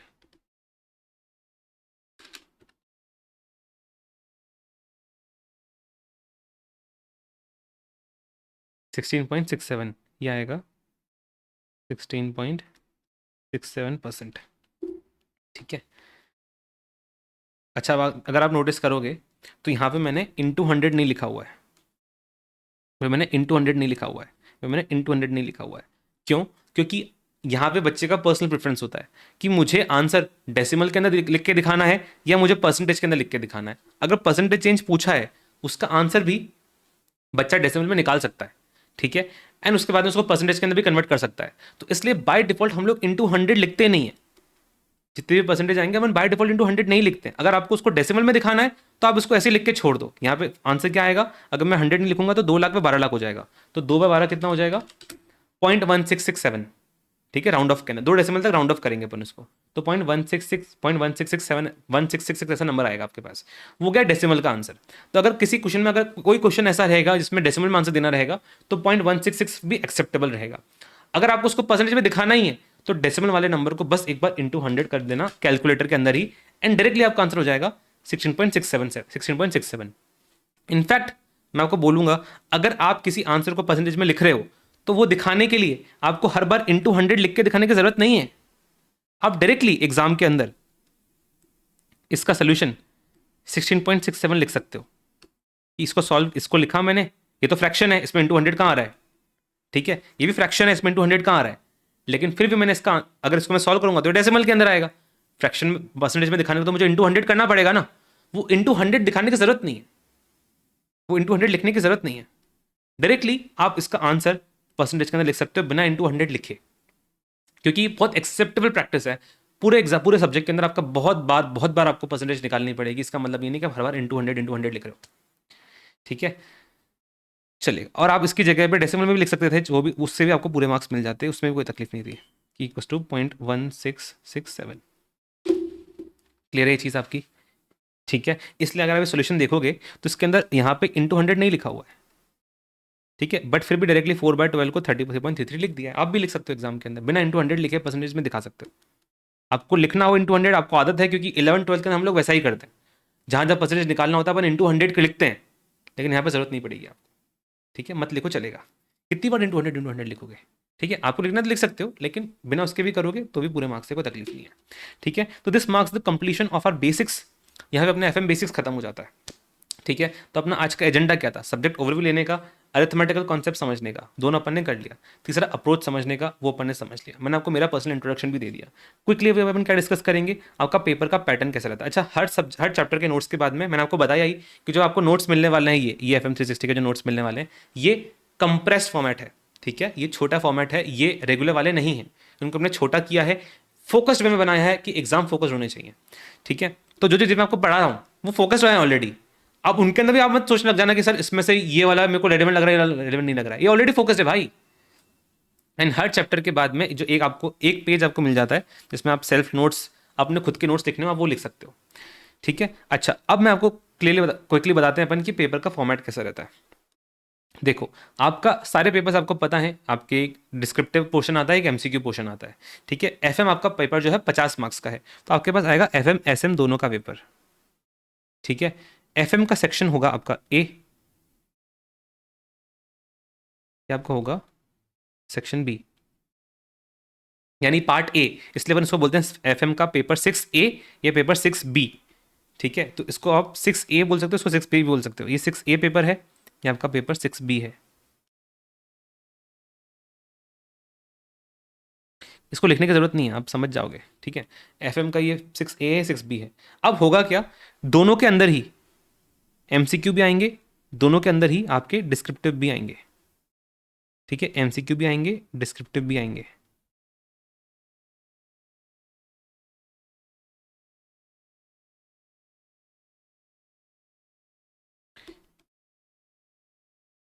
ठीक है, कितना एमसीक्यू कितना डिस्क्रिप्टिव आएगा? 15 मार्क्स का आपका एमसीक्यू आएगा एंड 35 मार्क्स का आपका डिस्क्रिप्टिव पोर्शन आएगा। सेम आपका इसके अंदर भी आएगा 15 मार्क्स का, एंड इसके अंदर भी 35 मार्क्स का डिस्क्रिप्टिव आएगा। ऐसा करते करते ये 50 मार्क्स का हो जाता है पूरा, एंड ये आपका 50 मार्क्स का हो जाता है, 100 मार्क्स का पेपर बन जाता है आपका। ठीक है, अब एक चीज़ समझना, ये 50 मार्क्स का फॉर्मेट कैसा रहता है, ये 50 मार्क्स के अंदर कैसा रहता है। इस 50 मार्क्स के अंदर आता है एक केस सिनेरियो, एक आता है केस सिनेरियो। उस केस सिनेरियो के अंदर एक केस दे रखा होता है, उस केस में से आपके 5 एमसीक्यूज निकल के आते हैं, ठीक है, एंड उन पांचों के मार्क्स होते हैं 2 ईच, ठीक है। तो 2 इंटू 5 ईच आपका एक केस सिनेरियो होता है, जिससे मिलके आपके कितने मार्क्स बन जाते हैं, 10 मार्क्स बन जाते हैं, ठीक है। अब ये जो केस सिनेरियो जनरली जो आता है ये थोड़े बड़े चैप्टर्स में से आता है, जैसे इन्वेस्टमेंट डिसीजन थोड़ा बड़ा चैप्टर है, उसके वेटेज ज़्यादा रहता है, तो वहाँ से आ जाता है। वर्किंग कैपिटल में से आ जाता है 10, क्योंकि भाई 10 मार्क्स है एक तरीके से, 10 मार्क्स को किसी इंपॉर्टेंट चैप्टर को असाइन करेंगे ना लोग, यहाँ पे वर्किंग कैपिटल में से आ जाता है। इस बार जो जनरल का पेपर जो आया था वो उसमें आया था कॉस्ट ऑफ कैपिटल के ऊपर, ठीक है, क्योंकि कॉस्ट ऑफ कैपिटल भी एक थोड़ा बड़ा चैप्टर है। तो या तो ये लोग ये कर सकते हैं कि बड़े चैप्टर को पूरा पूरा बड़ा चैप्टर डाल दिया, या फिर ये लोग ये कर सकते हैं कि उसके अंदर 2 चैप्टर मिक्स कर दिए छोटे छोटे, कि जैसे लेवरेज और कैपिटल स्ट्रक्चर, आपको पता है दोनों फाइनेंशियल डिसीजन का पार्ट है, तो दोनों के क्वेश्चन एक एक केस सिनेरियो में डाल दिए, 5 मार्क्स, मतलब 2 उसके हो गए, 3 उसके हो गए, तो दोनों का कवरेज हो गया। ऐसा कर सकते हैं लोग। तो एक केस सिनेरियो रहता है कंपलसरी वाला, आपको अटेम्प्ट करना ही पड़ेगा ये। फिर उसके साथ में आपके इंडिविजुअल एमसीक्यू आते हैं। इंडिविजुअल एमसीक्यूज आते हैं, वो आपके आएंगे, 2 आएंगे 2 मार्क्स के, प्लस एक आएगा आपका 1 मार्क का, ठीक है। तो 2 एमसीक्यू 2 मार्क के, 1 एमसीक्यू 1 मार्क, तो टोटल मिला के 5 हो जाते हैं ये। तो इंडिविजुअल एमसीक्यू मिला के होते हैं 5 मार्क्स। इस टाइप से आपके 15 मार्क्स का एमसीक्यू कवर हो गया, ठीक है। अब जो डिस्क्रिप्टिव पोर्शन होता है, डिस्क्रिप्टिव पोर्शन के बारे में समझना, क्योंकि ज़्यादा इंपॉर्टेंट है, 35 मार्क्स, ठीक है। डिस्क्रिप्टिव पोर्शन के बारे में समझते हैं अभी अपन। डिस्क्रिप्टिव के अंदर आपके पास क्या होता है, आपके 4 क्वेश्चन आते हैं, ठीक है। एक क्वेश्चन 1 आता है, क्वेश्चन 2 आता है, क्वेश्चन 3 आता है, क्वेश्चन 4 आता है, ठीक है। क्वेश्चन नंबर 1 जो आपका रहेगा, ये आपका रहेगा 15 मार्क्स का। क्वेश्चन 2 10 मार्क्स का। क्वेश्चन 3 भी 10 मार्क्स का, एंड क्वेश्चन 4 भी 10 मार्क्स का। सर तो ज़्यादा हो गए, 15 10 10 10 30 30 और 15 45 हो गए। नहीं राजा, होता क्या है कि जो 15 वाला क्वेश्चन है ये कंपलसरी है, ये आपको अटेम्प्ट करना ही पड़ेगा, इसको आप छोड़ नहीं सकते, ठीक है। एंड इन 3 में से आपको एनी 2 अटेम्प्ट करने होते हैं।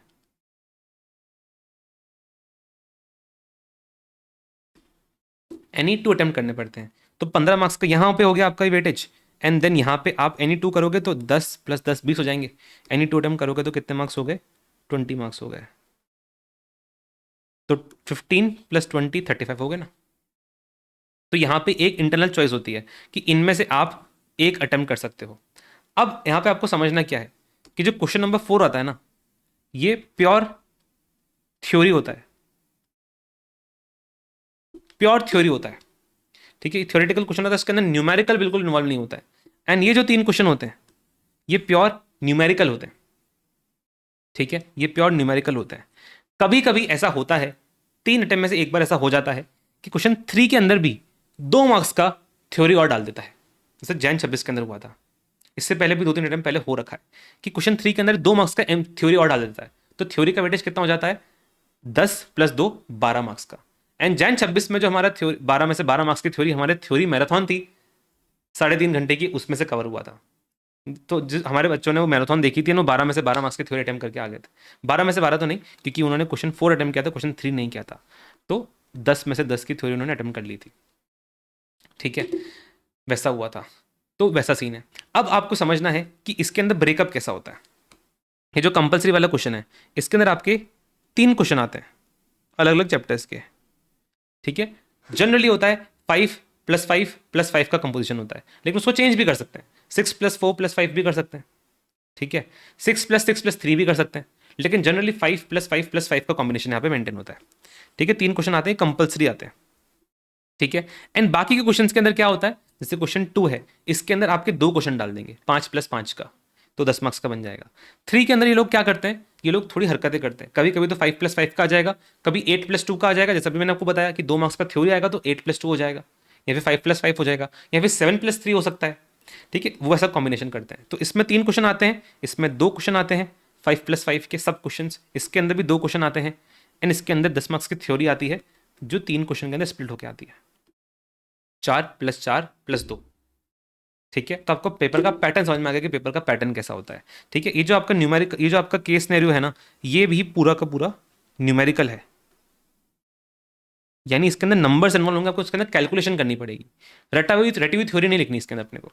ठीक है, उसी तरीके से ये जो 3 क्वेश्चन है ये न्यूमेरिकल है, इनके अंदर अपने नंबर्स इन्वॉल्व होंगे, कैलकुलेशन करनी पड़ेगी, रटने वाले काम नहीं है, रटने वाला काम सिर्फ इसके अंदर है। समझ गया आपको? जनरली बच्चे क्या करते हैं, जनरली बच्चे क्या करते हैं, थ्योरी पढ़ के ही नहीं जाते हैं, वो ये वाले क्वेश्चन की तैयारी करके नहीं जाते हैं, वो पहले सोच के जाते हैं कि मैं थ्योरी पढ़ के नहीं जा रहा हूँ, तो मैं अगर मुझे इन 3 में से 2 अटेम्प्ट करने हैं ना, तो मैं इसको छोड़ दूंगा, मैं सिर्फ ये 2 अटेम्प्ट करूंगा। यानी उसके पास ऑप्शन ये बचता है कि वो थ्योरी बिल्कुल नहीं करने वाला है, वो पूरे पेपर के अंदर सिर्फ न्यूमेरिकल न्यूमेरिकल न्यूमेरिकल करने वाला है। ये ऐसे बहुत से बच्चे ऐसा करते हैं, लेकिन मेरी सजेशन रहती है कि पहले आपका फोकस रहना चाहिए पूरे न्यूमेरिकल पेपर को स्ट्रॉन्ग करने के लिए, विच इज एमसीक्यूज एंड आपका ये वाला पोर्शन, पहले उसको स्ट्रॉन्ग करो। वक्त बचेगा तो सिर्फ मेरी मैराथन देख लेना एमसीक्यूज की, थ्योरी की। ठीक है, 3.5 घंटे की है, उसके आप थोड़ा बहुत रिवीजन कर लोगे, 2 घंटे में वो हो जाएगा रिवीजन आपका। तो 7-8 घंटे के अंदर आपका टोटल जितने 2-3 रिवीजन आपके उसके अंदर हो जाएंगे, 7-8 घंटा आप स्पेंड करोगे तो आपका थ्योरी भी रेडी हो जाएगा। तो मैं कहता हूँ सेफ साइड, टाइम बचे तो कर लेना, ज़्यादा एफर्ट नहीं लगेगा, थोड़ा हेल्प हो जाता है पेपर के अंदर कि अगर इनके अंदर कोई डिफिकल्ट हुआ, कुछ डिफिकल्ट आया, तो आप एटलीस्ट यहाँ पे कुछ छोड़ के इसको अटेम्प्ट कर पाओगे ना। अगर थ्योरी करके नहीं जाओगे तो आपको मैंडेटली यही करने पड़ेंगे अपीयर, और यहाँ पे कुछ गलत हो रहा होगा तो उसके मार्क्स भी कट जाएंगे। ठीक है, तो वो सीन है, पेपर का पैटर्न आपका ऐसा रहता है। ठीक है, क्लियर है ये चीज़? चलो, तो रही बात ये अपने एफएम की। ठीक है, बाकी मैंने आपको पेपर पैटर्न समझा दिया, अपन मिलेंगे कल। ठीक है, किसके अंदर, हमारे इनकम स्टेटमेंट के साथ में, जिसके अंदर हम लोग इनकम स्टेटमेंट कैसे बनाते हैं वो सीखेंगे, फाइनेंशियल मैनेजमेंट वाला इनकम स्टेटमेंट, ना कि स्केड्यूल 3 जो आपने अकाउंटिंग में पढ़ा था वो वाला। ये रहेगा प्रॉपर फाइनेंशियल सेंस से, फाइनेंशियल मैनेजमेंट के पॉइंट ऑफ व्यू से। ठीक है, चलो मिलते हैं कल guys, bye bye, good night, take care, have a very good day. ठीक है, अच्छा मतलब मॉर्निंग में देख रहे हो तो गुड मॉर्निंग, मॉर्निंग में देख रहे हो तो गुड मॉर्निंग। ठीक है, चलो अब आपको अगर ऑर्डर प्लेस करना है लेक्चर्स के लिए तो आपको डिस्क्रिप्शन में लिंक मिल जाएगा वी स्मार्ट के हमारे पेज का, वहाँ पे जाकर ऑर्डर आप प्लेस कर पाओगे ऑर्डर।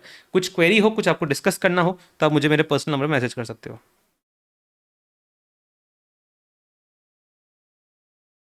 ठीक है, आप मुझे मैसेज कर सकते हो, टेलीग्राम में मैसेज कर सकते हो, सारी जो डिस्क्रिप्शन में आपको सारे लिंक्स मिल जाएंगे मेरे सोशल हैंडल्स की, टेलीग्राम, इंस्टाग्राम, लिंक्डइन वगैरह सब मिल जाएगा, एंड ऑर्डर प्लेस करने का आपको लिंक भी मिल जाएगा। ठीक है, अच्छा एक शायद लिमिटेड पीरियड का कुछ डिस्काउंट वगैरह चल रहा रहेगा आपको वी स्मार्ट पे, आप देख लेना, आपको शायद थोड़ा बेटर डिस्काउंट मिल जाएगा, तो आप चेक कर लेना मिल रहा है कि नहीं। बाकी बाकी सारी डिटेल्स आपको मैंने अनाउंसमेंट वीडियो में शेयर करी थी, आप उसको चेक कर सकते हो अगर आपको और डिटेल्स जाननी है तो। ठीक है, ये एक पीडीएफ है जिसके अंदर आपको बैच की सारी डिटेल्स मिल जाएंगी। ठीक है, ये बैच का पोस्टर है एंड ये पूरी पीडीएफ, इसके अंदर आपको सारी डिटेल्स मिल जाएंगी। ठीक है, ये भी मैं टेलीग्राम ग्रुप में डाल दूंगा, आपको जितनी डिटेल्स चाहिए हो आपको उससे मिल जाएंगी। ठीक है, चलो guys, bye, take care, have a very good day, bye bye.